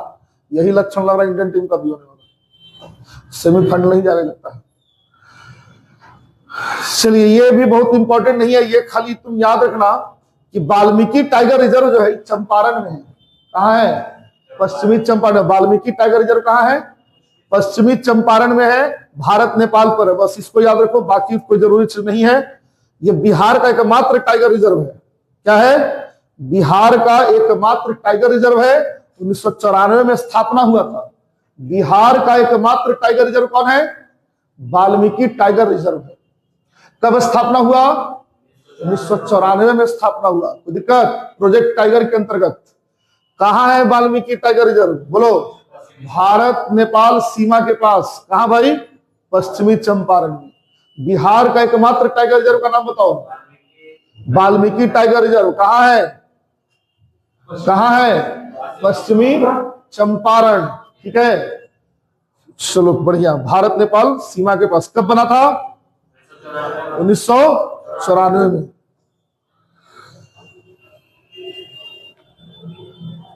देखिए मुंगेर जिला में है वो खड़गपुर झील, समझ गए? इसना कहानी वहानी आपको जरूरी नहीं है जानना, ठीक है? आप बस ये जानिए कि मुंगेर जिला में खड़गपुर झील, वहां नौका विहार जो है सम्राट चौधरी जी शुरू करवाए। ठीक है, नौका में समझते हैं ना, अपने मंगल कला में शुरू हुआ था, जो बंद हो गया देख रेख के अभाव में। नौका विहार मतलब नाव से आप घूमिए झील को, 50 रुपए 100 रुपए टिकट लगता है, जैसे चिड़ियाघर में कैसे है तो वैसे ही। तो उतना तुमको जरूरी नहीं है, तुमको याद रखना खड़गपुर झील कहाँ है? खड़गपुर झील कहाँ है? मुंगेर में है। कौन इसका उद्घाटन किए?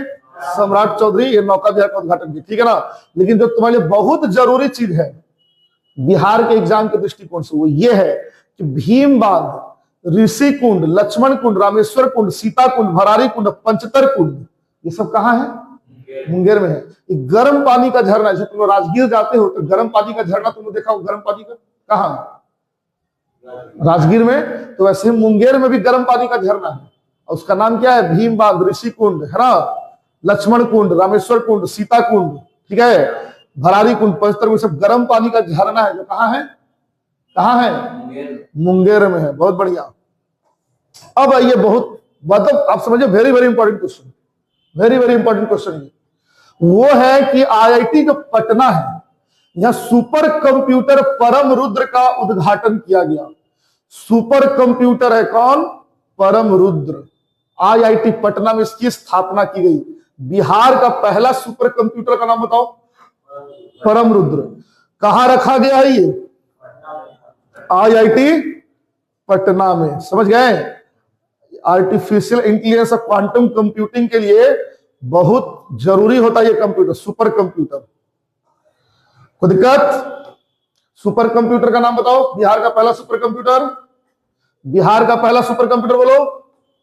परम रुद्र। क्या है? परम रुद्र है बिहार का पहला सुपर कंप्यूटर, परम रुद्र। कहां रखा गया है? आईआईटी पटना। कोई दिक्कत नहीं। आगे देखिए, विश्व एड्स दिवस कब मनाते हैं भाई? विश्व एड्स दिवस बताओगे? 1 दिसंबर को मनाते हैं। क्या मनाते हैं? 1 दिसंबर। इसमें कुछ ऐसा क्वेश्चन नहीं है जो बताया जाए, खाली याद रखिएगा कि स्वास्थ्य मंत्री का नाम कौन है भाई? जगत प्रकाश नड्डा जी है जो स्वास्थ्य मंत्री, जेपी नड्डा। जेपी नड्डा कौन है? स्वास्थ्य मंत्री। बस इतना याद रखिए, बाकी इसमें कुछ नहीं है, ठीक है? पहली बार कब मनाया गया था? 1988 में। कब मनाया गया? हाँ। अब देखो यहाँ पे लिखा हुआ है 1988 में विश्व स्वास्थ्य संगठन द्वारा चिन्हित किया गया था। ये 1 दिसंबर का मामला है। दिसंबर का तुम पढ़ रहे हो तो दे दिया, थीम पूछ देगा तुमसे कि इस बार विश्व एड्स दिवस का थीम क्या था। तो थीम तो इतना लंबा है कि देख रहे हो क्या है? बोलो। Overcoming disruption transforming the AIDS response. अरे भाई ओवरकमिंग याद रखना, ठीक है ना? ओवरकमिंग डिसरप्शन याद रखना, बाकी उतना नहीं रखना, ठीक है? रुकावट को पार करना। एड्स को रोकने में बहुत सारा रुकावट है, सामाजिक रुकावट है ना, जागरूकता की कमी है।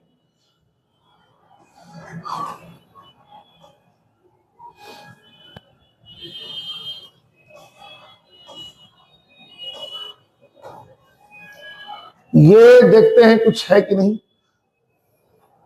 2021-26 का गोल है HIV के लिए, है ना? ये सब तुम लोग के एग्जाम के लिए नहीं है। यहां ये आप बस ये याद रखिएगा कि कौन स्वास्थ्य मंत्री है? जेपी नड्डा है। कब मनाते हैं विश्व एड्स दिवस? 1 दिसंबर को मनाते हैं। और जो तुम्हारा थीम था ओवरकमिंग डिसरप्शन, वो याद रखना है, ठीक है ना? ये जो तुम्हारा है ना, ये ध्यान रखो, ये तुम्हारा करंट का क्वेश्चन नहीं है। लेकिन आप देखिए HIV का कोई उपचार तो है नहीं, ये सबको पता है। एक एंटी रेट्रोवायरस थेरेपी, उसको ART कहती है, यही वायरस को नियंत्रित करता है, ठीक है? तो ART का संबंध किससे है? ART का संबंध है एड्स से। हाँ, आप एड्स को खत्म नहीं कर सकते बॉडी से, लेकिन उस वायरस को आप कंट्रोल कर सकते हैं। तो वायरस को कंट्रोल कौन है? कौन सा ये थेरेपी? ART है। जैसे तुम देखोगे टीबी में डॉट्स लिया जाता है।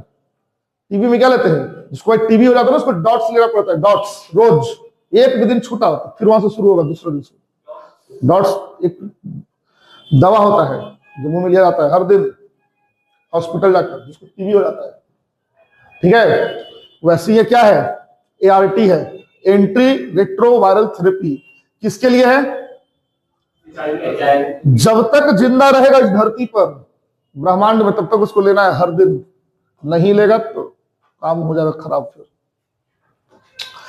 देखिए 2030 तक एचआईवी को समाप्त करने की बात है, 2030 तक। ये किसका लक्ष्य है? संयुक्त राष्ट्र का लक्ष्य है, समझ गए। लेकिन आपको हम एक बात बताते हैं कि बिहार में एचआईवी का केस बढ़ रहा है। अभी तुम सुने होंगे कि हम मुसल्लफपुर हाट में 5-6 लड़का का एचआईवी पॉजिटिव आ गया। ये बहुत चिंता की बात हो गई।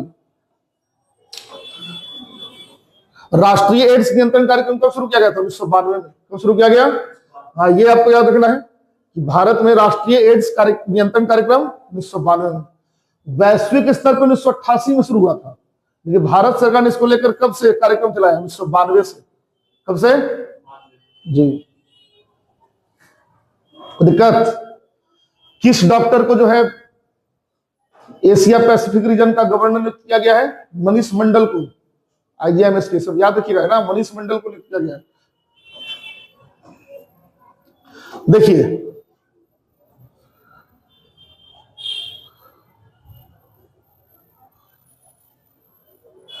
भारत जो है वर्ल्ड स्किल्स एशिया प्रतियोगिता 2025 में अपनी पहली भागीदारी में 29 देशों के साथ प्रतिस्पर्धा करते हुए 8वीं रैंक प्राप्त की।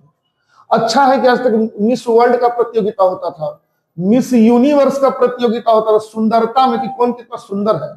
चलो कम से कम स्किल का भी कंपटीशन हो रहा है एशिया में, कम से कम, समझ गए। देखिए 29 देश भाग लिया, भारत 8वां रैंक लाया है, 8वां रैंक, ठीक है ना। मतलब स्किल में 29 देशों में हम लोग 8वें नंबर पर हैं, ठीक है। अब तक खाली बस सुंदरता का जो है कंपटीशन होता था, स्किल का नहीं। कम से कम स्किल का भी हो रहा है तो अच्छी बात है। अब भारत का रैंक क्या जी? को देश भाग लिया था? 29 देश भाग लिया था, सही है।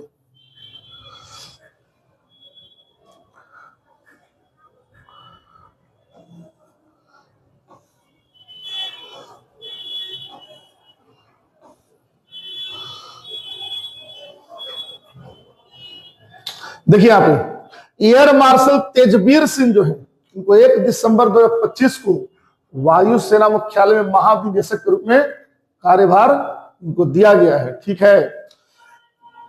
बहुत इंपॉर्टेंट तो नहीं कहेंगे, बहुत इंपॉर्टेंट सब क्वेश्चन नहीं, जो इंपॉर्टेंट क्वेश्चन वही हम तुमको बता रहे हैं, ठीक है ना। ये महानिदेशक कोई एयर मार्शल नहीं बन गए, एयर मार्शल बन जाएंगे तो इंपॉर्टेंट हो जाएगा। एयर मार्शल कौन होता है? जो सबसे हेड होता है।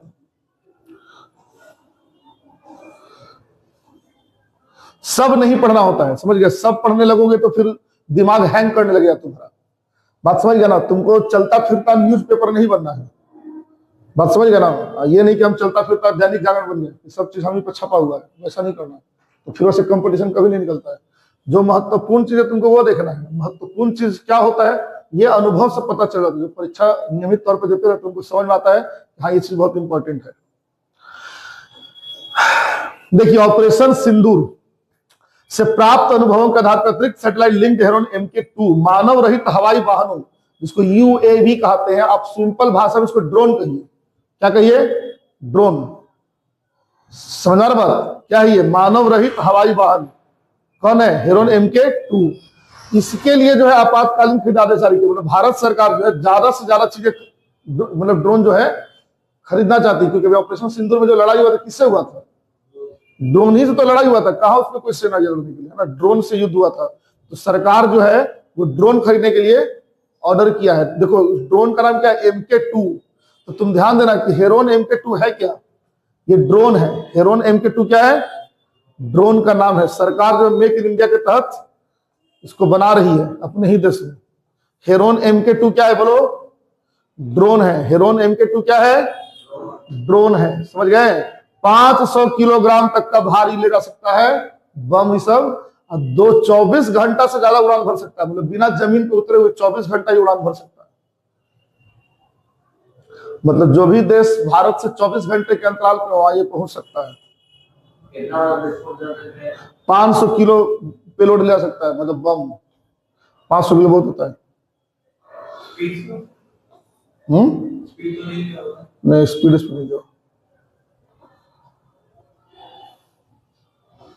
अब देखते हैं अब क्या है तुम्हारे लिए महत्वपूर्ण, भाई देख ले लो।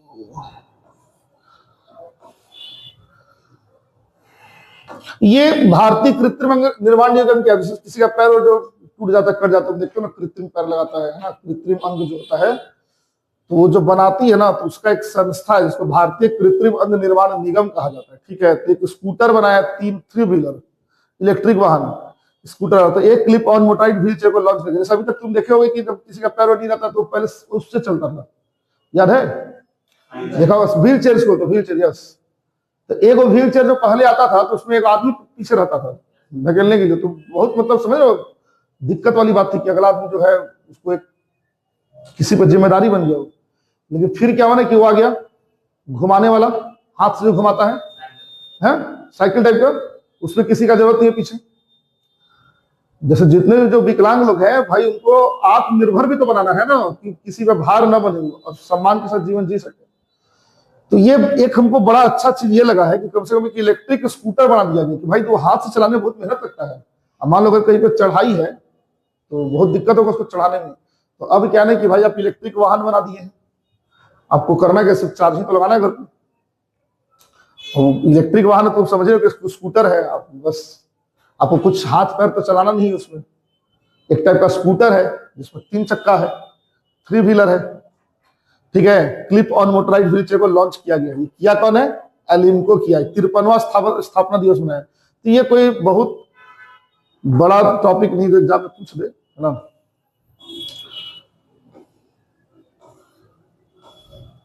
हाँ, ये बड़ा चर्चा में रहा था संचार साथी ऐप जो है, कि किसी का मोबाइल अगर चोरी हो जाता है तो ढूंढने में हेल्प मिलेगा। संचार साथी ऐप सरकार ने कहा था कि सबको अपने फोन में रखना है, और जितने भी नए जो फोन आ रहे उसमें डिफॉल्ट इंस्टॉल था। लेकिन आप देखिएगा कि इसको लेकर बड़ा सवाल उठा कि भाई संचार साथी ऐप के द्वारा जो है सरकार लोगों पर नजर रखना चाहती है। हाँ, प्राइवेसी का अरे ये मतलब समझिए कि आपके फोन में 75 तरह का ऐप है, सब प्राइवेसी के लिए खतरा है, किसको किसको हटा दोगे। एक ऐप सरकार कह दिया रखने के लिए कि चलो कम से कम चोरी सब है ना, चोरी है चाहे फर्जी धोखाधड़ी डिवाइस चोरी सबसे बचाने के लिए सरकार कह दिया, तो तुरंत उसका विरोध शुरू हो गया। लेकिन आप ही इस बात को समझिए कि हम लोग जब फोन में इतना इंस्टाग्राम फेसबुक सब तो विदेशी कंपनी है, हम लोग अपना प्राइवेसी अमेरिका को दे दिए, अपने सरकार को नहीं देना चाहते। तो बहुत सारा चीज ऐसा है ना भारत में जो राजनीति के हत्थे चढ़ जाता है तो बर्बाद हो जाता है। एंड्रॉइड और आईओएस दोनों पर था ये चीज, एंड्रॉइड फोन पे भी था और आईओएस। ये बहुत इंपॉर्टेंट नहीं है, असम दिवस सब इसमें क्या तुम्हारा इंपॉर्टेंट हो सकता है देखने दो। हाँ, अहोम राजवंश का संबंध का ये ध्यान रखना, क्या अहोम राजवंश कहां से संबंधित है? हाँ, असम से। अहोम साम्राज्य जो है ये असम से। ठीक है, अहोम साम्राज्य इसलिए महत्वपूर्ण हो जाता है कि मुगलों ने जब असम पे हमला किया था असम को जीतने के लिए, तो अहोम साम्राज्य ने उनका डटकर मुकाबला किया और अपनी आजादी को खोने नहीं दिया। देखिए लिखा हुआ है, अहोम साम्राज्य इसलिए महान माना जाता है कि मुगलों के आगे वो सरेंडर नहीं किए, लड़ के विफल भी कर दिए, अपने राज्य की आजादी को बचा लिए। देखिए, अहोम शासकों ने असम की पहचान और क्षेत्र के चले तो कई मुगल आक्रमण को विफल किया था। ठीक है, तो अहोम राजवंश का संबंध कहां से है? असम से है। कहां से है? असम से। तो चलो ये याद रखना, उसमें और कुछ विशेष नहीं था तो तुमको बताया जाए। हाँ देखिए, नौसेना दिवस। नौसेना दिवस कब मनाया गया? 3 से 4 दिसंबर 2025 को मनाया गया। ये इंपॉर्टेंट नहीं है, इंपॉर्टेंट है कि कहां मनाया गया। तो तिरुवनंतपुरम में मनाया गया, सुंगमुघम समुद्र तट पर मनाया गया। सुंगमुघम समुद्र तट पर मनाया गया। और नौसेना के प्रमुख इस समय है कौन? दिनेश कुमार त्रिपाठी हैं। ठीक है, नौसेना के हेड कौन है इस समय? दिनेश कुमार त्रिपाठी हैं। नौसेना और नेवी है ना, तो नेवी का जो भी प्रोग्राम हुआ है सालाना, कहां हुआ है? तिरुवनंतपुरम में। अब यहां ये भारत पाकिस्तान के बीच एक लड़ाई हुआ था 1971 में। ठीक है, उस लड़ाई का नाम था ऑपरेशन ट्राइडेंट।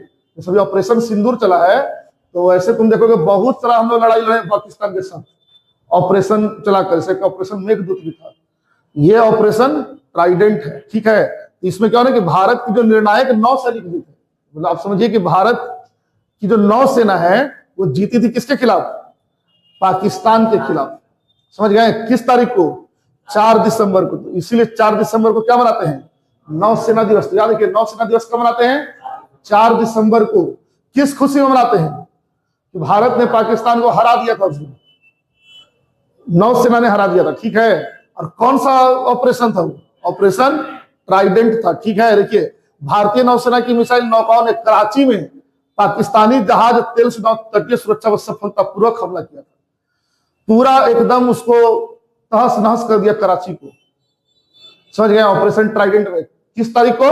4 दिसंबर 1971 को। ठीक है, कौन सा ऑपरेशन चलाकर?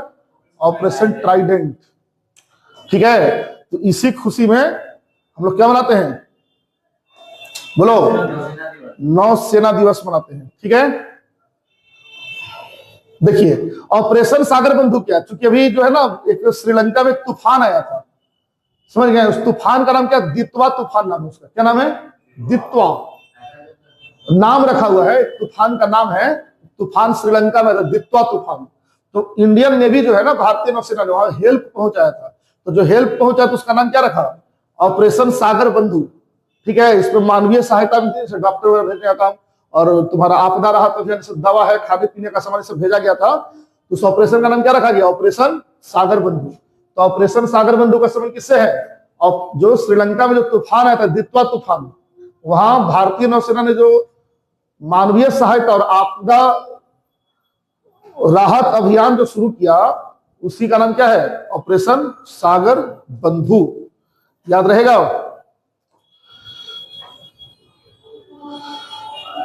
देखिए नेपाल में जब भूकंप आया तो ऑपरेशन मैत्री चलाया इंडिया। इंडोनेशिया में आया तूफान तो ऑपरेशन समुद्र मैत्री चलाया। तुर्की और सीरिया में जब भूकंप आया तो ऑपरेशन दोस्त चलाया था। ठीक है ना? तो ये भारत जो है ना, पूरी दुनिया में कहीं भी अगर कोई मुसीबत आता है तो इंडिया जो है हनुमान जी की भूमिका में रहता है, सबकी सहायता करता है। तो तुर्की देखो, तुर्की जो है अभी ऑपरेशन सिंदूर जब चला था, यही तुर्की किसको सहायता कर रहा था? पाकिस्तान को। इसको शर्म नहीं है कि तुर्की में जब भूकंप आया था तो भारत डॉक्टर से लेकर खाना पीना दवा सब भेज दिया। समझ गए? लेकिन यही तुर्की जो है गद्दार निकल गया। इस सब देश के साथ कभी सहयोग नहीं करना चाहिए। चक्रवात दित्वा, याद रखना, चक्रवात दित्वा। कौन दिया था इसका नाम? यमन देश दिया था। यमन जो देश है ना, वही इसका नाम रखा था। और श्रीलंका में जब बर्बादी हुआ, बर्बादी, तो कौन उसको मतलब किस नाम से अभियान चलाया गया भारत के द्वारा? ऑपरेशन सागर बंधु। हाँ, तूफान का नाम है दित्वा। ये भारत जो इंडियन नेवी जो अभियान चलाई उसका नाम क्या है? हाँ, और ये जो दित्वा तूफान है ना, बंगाल की खाड़ी में आया था। दित्वा नाम दिया कौन है? दित्वा नाम दिया है यमन। कौन दिया है? यमन।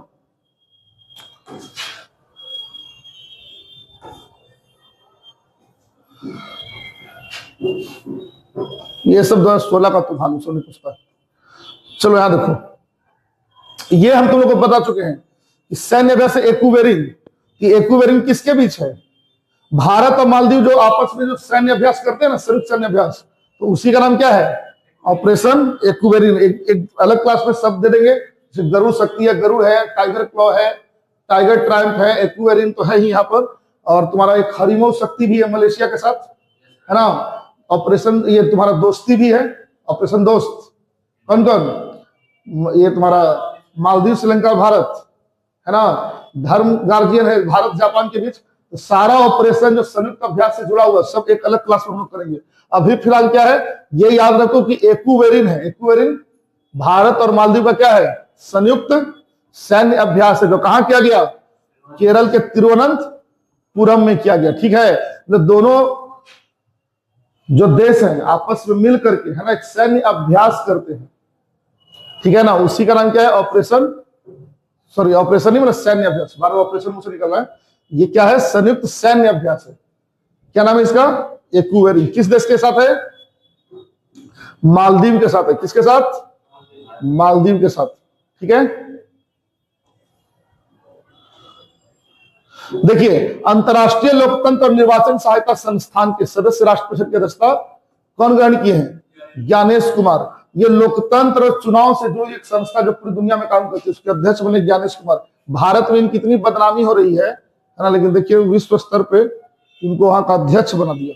बताइए, मतलब नहीं लगता है कि बड़ी बात हो गई थी। हाँ, भारत के चुनाव कौन है? ज्ञानेश कुमार है। भारत में तो इनका नाम बहुत बदनाम हो रहा है, काफी बदनामी में, लेकिन ये सब देख रहे तो जरूरी है। खुदीराम बोस का जयंती मनाया गया है ना। खुदीराम बोस का जन्म कब हुआ था? 3 दिसंबर 1889 को पश्चिम बंगाल में। और सबसे कम उम्र में जिनको फांसी लगी थी, सबसे कम उम्र में, है ना, तो सबसे कम 15 साल की उम्र में इनको पहली बार गिरफ्तार किया गया था। अनुशीलन समिति से जुड़े हुए थे।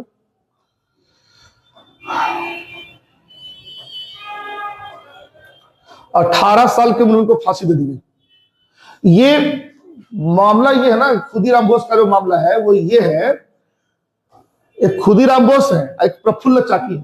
तो मुजफ्फरपुर का एक जज था, उसका नाम था किंग्सफोर्ड।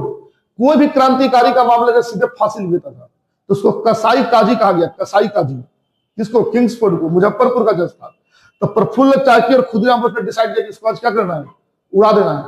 लेकिन दुर्भाग्य से कौन है कि उस दिन किंग्सफोर्ड बच गया, समझ गए। और एक वकील थी, और वकील की पत्नी और उसकी जो बेटी है ना कैनेडी, उनकी मृत्यु हो गई, लेकिन निर्दोष आदमी मारा गया, ठीक है ना। और किंग्सफोर्ड बच के निकल गया, समझ गए। इसी मामले में इनको 18 साल की उम्र में फांसी दे दी गई। समझ आ रहा बात? और जब इनको फांसी दी गई ना, तो उस समय के जितने भी लोग थे, महिलाएं थी, सब अपने आंचल पर खुदीराम बोस का नाम लिखवाती थी। बहुत फेमस हो गए थे खुदीराम बोस मरने के बाद। जब फांसी, जब शहीद हो गए, सम्मान बहुत बढ़ गया। चलो आगे देखते हैं। इसमें जो जरूरी है सिर्फ वही देखेंगे। हाँ देखिए, ये जरूरी है आपके लिए। असम राइफल का स्थापना कब हुआ है? 1835 में, ठीक है। असम राइफल कब? 1835 में, ठीक है। असम राइफल का काम क्या है? देखो, ये जो है ना, देखिए, इसको बनाया गया था कि जितने भी चाय के बागान है असम के क्षेत्र में, ठीक है ना, उनकी रक्षा करना। लेकिन अब जो है ना कि उत्तर पूर्वी राज्यों में जो आतंकवाद है उसको कंट्रोल करने का काम भी किसका है? असम राइफल का है। तो ये तुम याद रखोगे एक चीज बहुत ही महत्वपूर्ण, ये तुम लोग के एसएससी के एग्जाम के लिए बहुत महत्वपूर्ण है कि इतने सारे जो तुम सुरक्षा प्रहरी देख रहे हो, इस सब में सबसे पुराना कौन है? असम राइफल है। कौन है? हाँ, जितना भी तुम देखो सब गृह मंत्रालय के अंतर्गत है। बीएसएफ भी किसके अंडर में आता है? गृह मंत्रालय के अंडर में आता है। आर्मी जो मिलिट्री है वो आता है रक्षा मंत्रालय के अंडर में। जैसे नेवी, एयरफोर्स और आर्मी, ये तीनों किसके अंडर में है?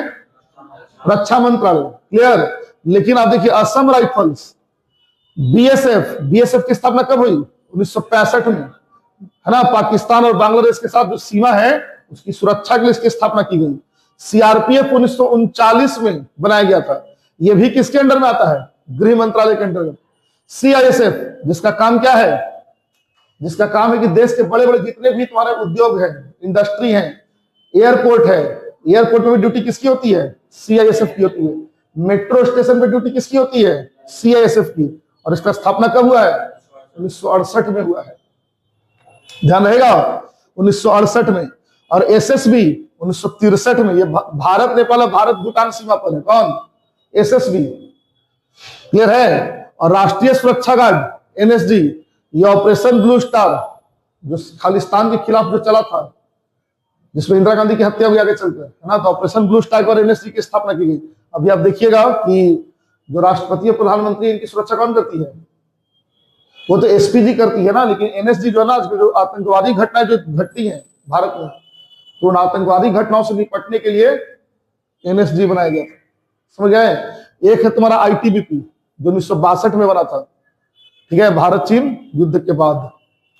तो ये इस सब का ना विशेष ट्रेनिंग क्या ना, पहाड़ पर लड़ने का ट्रेनिंग है। अभी भारत चीन का युद्ध हो जाएगा तो यही सब लड़ने जाएगा आईटीबीपी। ये सबको विशेष ट्रेनिंग है क्या? पहाड़ पर लड़ने का ट्रेनिंग है। बात समझ गया ना? तो कितने सुरक्षा बल हैं? 7। जो किसमें आते हैं बताओ? गृह मंत्रालय के अंडर आते हैं। किसके अंडर? वो 7 सुरक्षा बल है जो गृह मंत्रालय के अंडर में आता है। बीएसएफ किसके अंडर में आता है? गृह मंत्रालय। तो चलो फिर से बताओ, असम राइफल का स्थापना कब हुआ? 1835 में।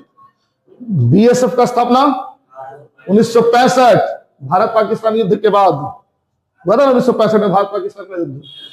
सीआरपीएफ 1939, ठीक है, ध्यान देना है। आईटीबीपी 1962 इंडिया चाइना युद्ध के बाद। एनएसजी 1984, लेकिन 1986 में अस्तित्व में है ऑपरेशन ब्लू स्टार के बाद। और एसएसबी 1963 और सीआईएसएफ 1968, ठीक है। तो तुमको यह समझना है कि सब गृह मंत्रालय के अंडर में है। इस सब के हेड कौन है? अमित शाह है। कौन है? अमित शाह, यस।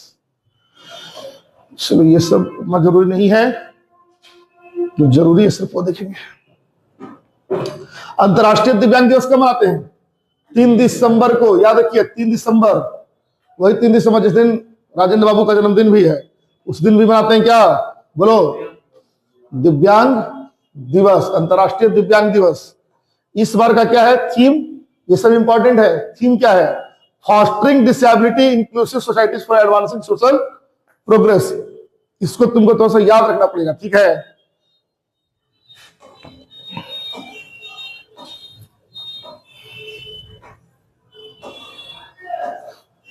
अर्थ समिट इस बार का कहां हुआ है? अर्थ समिट, इस बार का अर्थ समिट कहां हुआ है? देखो अमित शाह किए थे, ठीक है ना। गुजरात के मुख्यमंत्री भूपेंद्र पटेल और अनेक विशिष्ट अतिथियों की उपस्थिति में गांधीनगर में हुआ अर्थ समिट। इस बार कहां हुआ है? अर्थ समिट गांधीनगर में हुआ है, ठीक है। गुजरात के सीएम का नाम क्या है? भूपेंद्र पटेल है। और सहकारिता मंत्री कौन है? अमित शाह है। गृह मंत्री तो पता ही होगा तुमको, सहकारिता मंत्री भी याद रखना अमित शाह है, ठीक है भाई। नाम ही अर्थ समिट, तो जाहिर सी बात है कि पृथ्वी को बचाने के लिए किया जा रहा है। कहां हुआ था? गांधीनगर में। कहां था इसका हुआ सम्मेलन? गांधीनगर में हुआ। आगे देखो, हस्तशिल्प पुरस्कार कब दिया गया? 9 दिसंबर 2025 को। कहां दिया गया? ठीक है, नई दिल्ली में। बाकी इसमें क्या है देख लेते हैं, कुछ विशेष नहीं है इसमें। बाबा साहब अम्बेडकर का जो निधन है वो 6 दिसंबर को हुआ था। कब हुआ था? हाँ, तो उनके निधन को महापरिनिर्वाण दिवस कहते हैं। क्या कहते हैं? महापरिनिर्वाण दिवस। हाँ, ये देखो, ये इंपॉर्टेंट क्वेश्चन है। बहिष्कृत हितकारिणी सभा की स्थापना की थी। कब किए थे? 1923 में। बाबा साहब अम्बेडकर ने एक सभा बनाई थी, एक संस्था जो अछूतों के उद्धार के लिए था।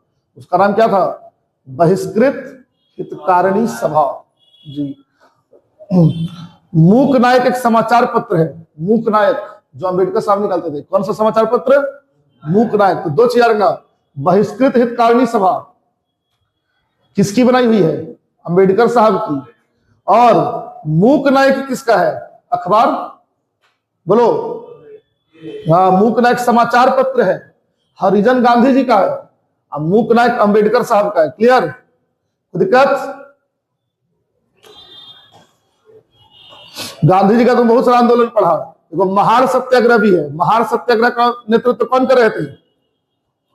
महार सत्याग्रह का नेतृत्व कौन किए थे? अम्बेडकर जी किए थे। कौन किए थे? अम्बेडकर जी। इसकी कहानी बहुत लंबी है, कभी तुमको सुनाएंगे इसकी कहानी, आज नहीं, बहुत टाइम लग जाएगा फिर। मानव अधिकार दिवस 10 दिसंबर को मनाते हैं। कब मनाते हैं? मानव अधिकार दिवस 10 दिसंबर। राष्ट्रीय एड्स दिवस, अंतर्राष्ट्रीय एड्स दिवस जी।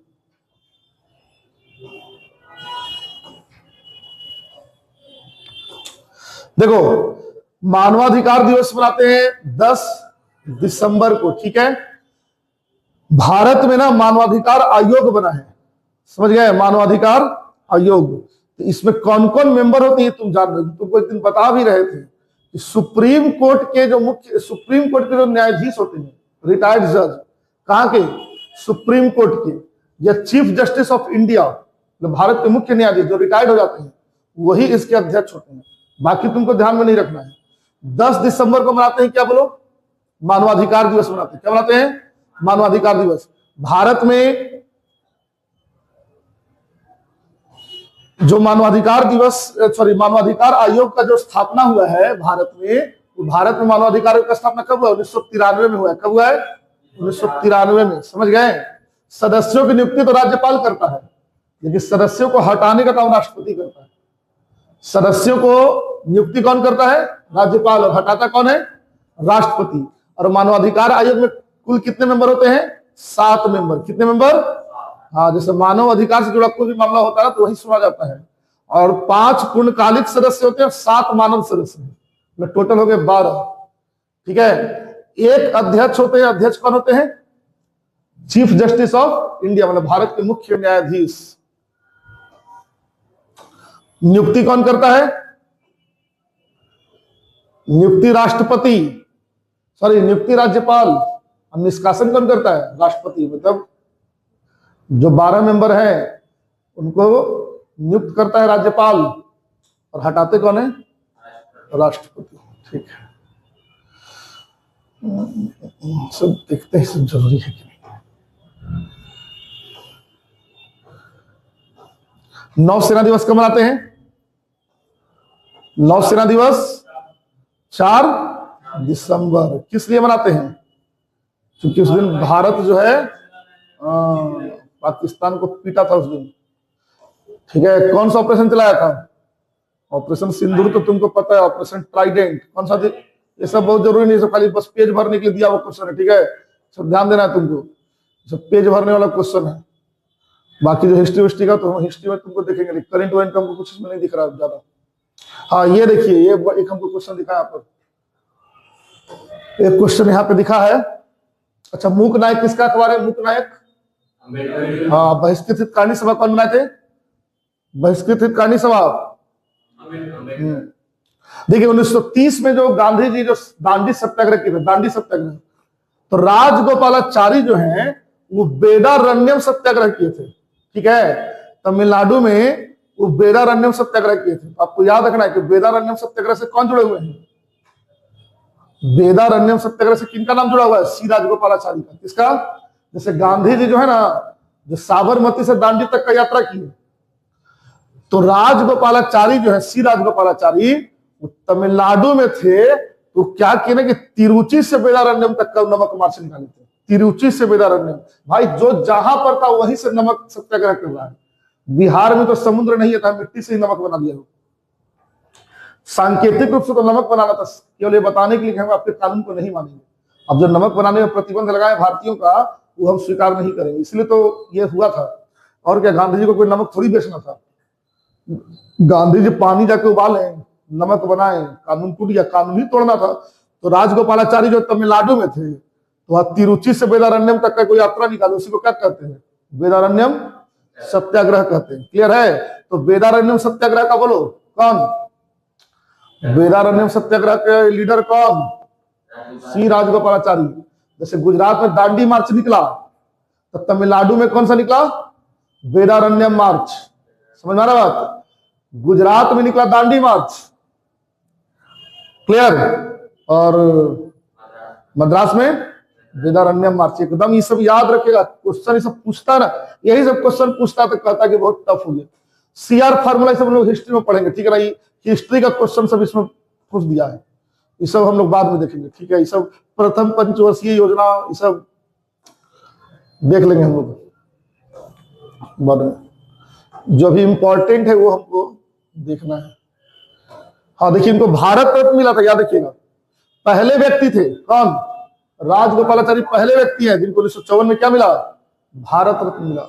जी याद रखिएगा, 1954 में भारत रत्न पाने वाले पहले व्यक्ति सी राजगोपालाचारी थे। कौन? तो एक बात तो समझ में आ गया होगा कि भारत रत्न कब से देना शुरू किया गया? 1954 में शुरू किया गया। ठीक है, यहां पर देखो कुछ कुछ क्वेश्चन है, चलो देख लेते हैं। यहाँ पे एक चीज लिखा होगा, सरदार पटेल की मृत्यु पर केंद्रीय गृह मंत्री के रूप में भी काम की थी। सरदार पटेल की तो मृत्यु अचानक से हो गई ना 1950 में। तो जब गृह मंत्री मर गए 1950 में, तो गृह मंत्री कौन बने? तो फिर गृह मंत्री कौन बने? सी राजगोपालाचारी।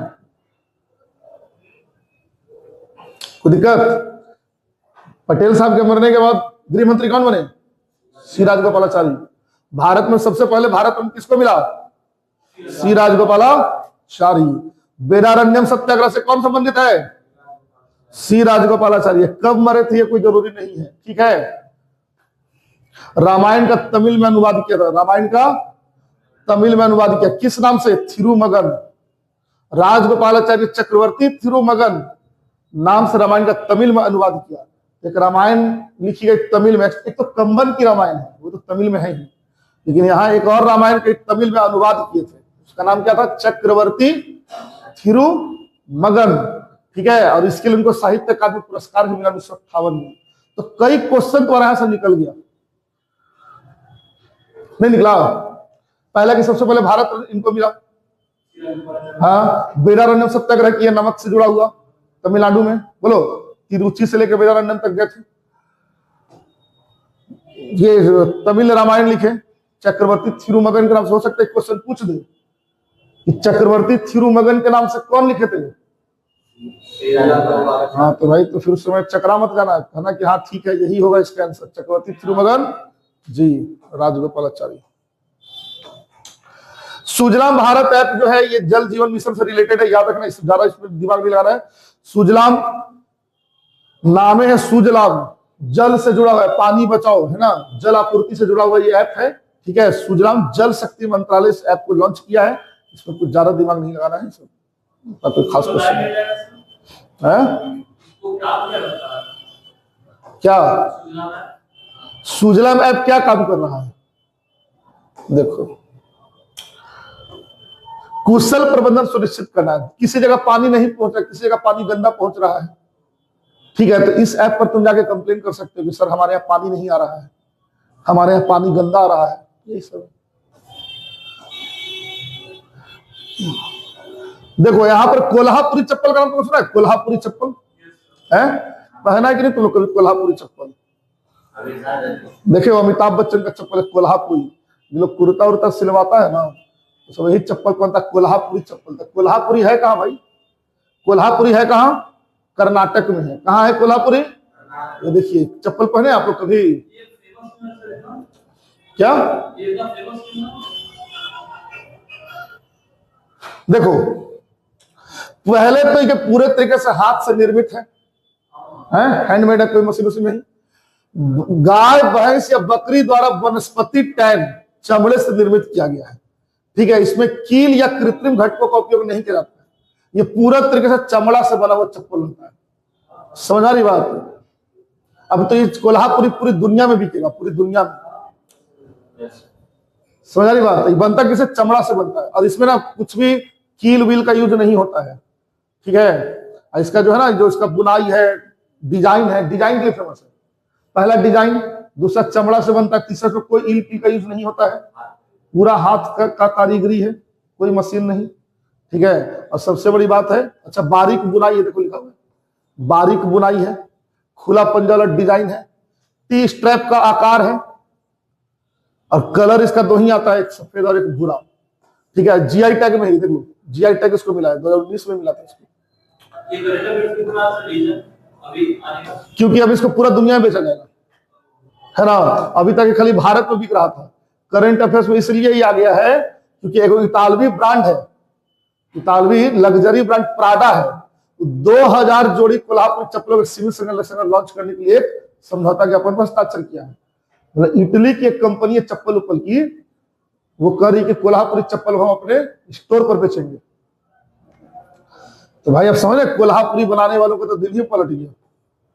अब इनको अच्छा कीमत मिलेगा ना, इटली का ब्रांड है, समझ ही रहे हो कि सब अब पूरा दुनिया में फेमस हो जाएगा चप्पल। प्रणब मुखर्जी का जन्मदिन इस उतना कोई खास नहीं है, ठीक है। वो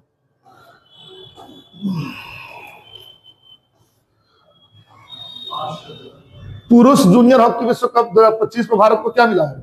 ब्रॉन्ज मिला, कांस्य मिला, बस इतना बताइए,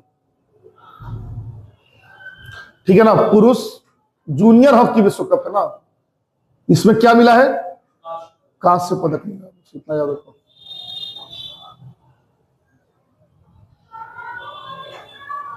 हाँ, मुख्य सूचना आयुक्त कौन बने हैं? मुख्य सूचना आयुक्त बोलो, राजकुमार गोयल। यही सूचना का कानून जो तुम लोग पढ़े हो ना, सूचना का कानून। सूचना का कानून तो लागू है, लेकिन तुम शिकायत कहां करोगे अगर नहीं मिलेगा तो सूचना आयुक्त एक बनाया जाता है ना पूरे भारत में, उसको क्या बोलते हैं? CIC, chief information commissioner. किनको बनाया गया है? राजकुमार गोयल को। भारतीय प्रशासनिक सेवा के पूर्व अधिकारी, मतलब आईएएस, रिटायर्ड आईएएस ऑफिसर है। आईएएस ऑफिसर देखो रिटायर्ड होता है कितना बड़ा बड़ा पोस्ट पे लोग पहुंच जाते हैं। आईएएस लोग जब रिटायर्ड होता है तभी उसका करियर शुरू होता है। देख रहे हो, सीआईसी बन गया और इनका नियुक्ति राष्ट्रपति की है। हाँ, ये जितना भी जो बड़ा बड़ा जो आईएएस या आईपीएस इस सब का तो रिटायर्ड होने के बाद एक से मलाई वाला पद मिलता है जो खाली फ्री में रहता है। अब हाँ, बनाने का बीपीएससी का अध्यक्ष, कोची बीपीएससी का अध्यक्ष, जो आईएएस ऑफिसर ही तो है। देखो 1990 बैच के आईएएस अधिकारी रहे हैं और अभी क्या बन गए? सीआईसी, राष्ट्रपति इनका नियुक्ति किया है, राष्ट्रपति द्वारा नियुक्त होते हैं सब। लोकसभा विपक्ष का नेता किसको चुना गया? लोकसभा में विपक्ष का नेता बताओ, पढ़ा था ना तुम लोग, लोकसभा में विपक्ष का नेता है? राहुल गांधी कहते कि हम नहीं बनेंगे, लेकिन उनको सब बनवा दिया जबरदस्ती, बोला कि आप बन जाइए। पारंपरिक चिकित्सा समझते हो? जैसे आजकल हम लोग दवा जो खाते हैं सब आधुनिक चिकित्सा है। पारंपरिक चिकित्सा नहीं समझते? कोई बुखार लग गया तो कोई जड़ी बूटी दे दिए। पहले के लोग क्या करते थे? थोड़ी पैरासिटामोल खाता था सब, वो सब पारंपरिक चिकित्सा में। सरकार कर रही है कि भाई पारंपरिक चिकित्सा को बढ़ावा दिया जाए। कहीं जब दवा बनाने वाली कंपनी से लूटने का काम करती है तो पारंपरिक चिकित्सा को क्या करना है? बहुत टाइम हो गया, चलो खत्म ही है तो। हाँ चलो, ये विश्व स्वास्थ्य संगठन का स्थापना कब हुआ था? 7 अप्रैल 1948 को। इसका मुख्यालय कहाँ है? जिनेवा में, इसको याद रखना। इसका अध्यक्ष कौन है? अभी महानिदेशक, अध्यक्ष नहीं होता, महानिदेशक होता है, वह टेड्रोस एडनोम घेब्रेयस। यही वो आदमी है जो ध्यान नहीं दिया था कोरोना फैल गया, उसको चाइना का समर्थन है, तो उसको हटा दिया होता सभी का। पहला परमाणु ऊर्जा संयंत्र कहां बना था? पहला परमाणु ऊर्जा संयंत्र तारापुर, महाराष्ट्र, 1969 में। याद रहेगा, पहला परमाणु ऊर्जा संयंत्र कहा? तारापुर में। तारापुर कहा? महाराष्ट्र, 1969 में। गांधी जी कब जन्म लिए थे? 1869 में। अब पहला परमाणु जो ऊर्जा गृह बना भारत में 1969, 100 साल बाद।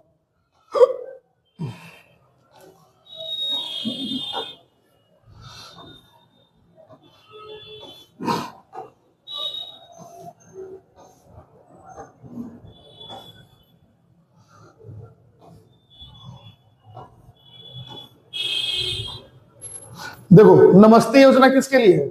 नमस्ते योजना है सीवर और सेप्टिक टैंक कर्मचारियों के लिए। तुम देखते हो ना, कई बार सीवर में उतरने पे उनकी मौत हो जाती है या गरिमापूर्ण जीवन नहीं जी पाते हैं, जो सीवर में जो काम करने जो लेबर होते हैं, है ना, तो उनके लिए बनाया गया एक योजना। क्या बनाया गया है?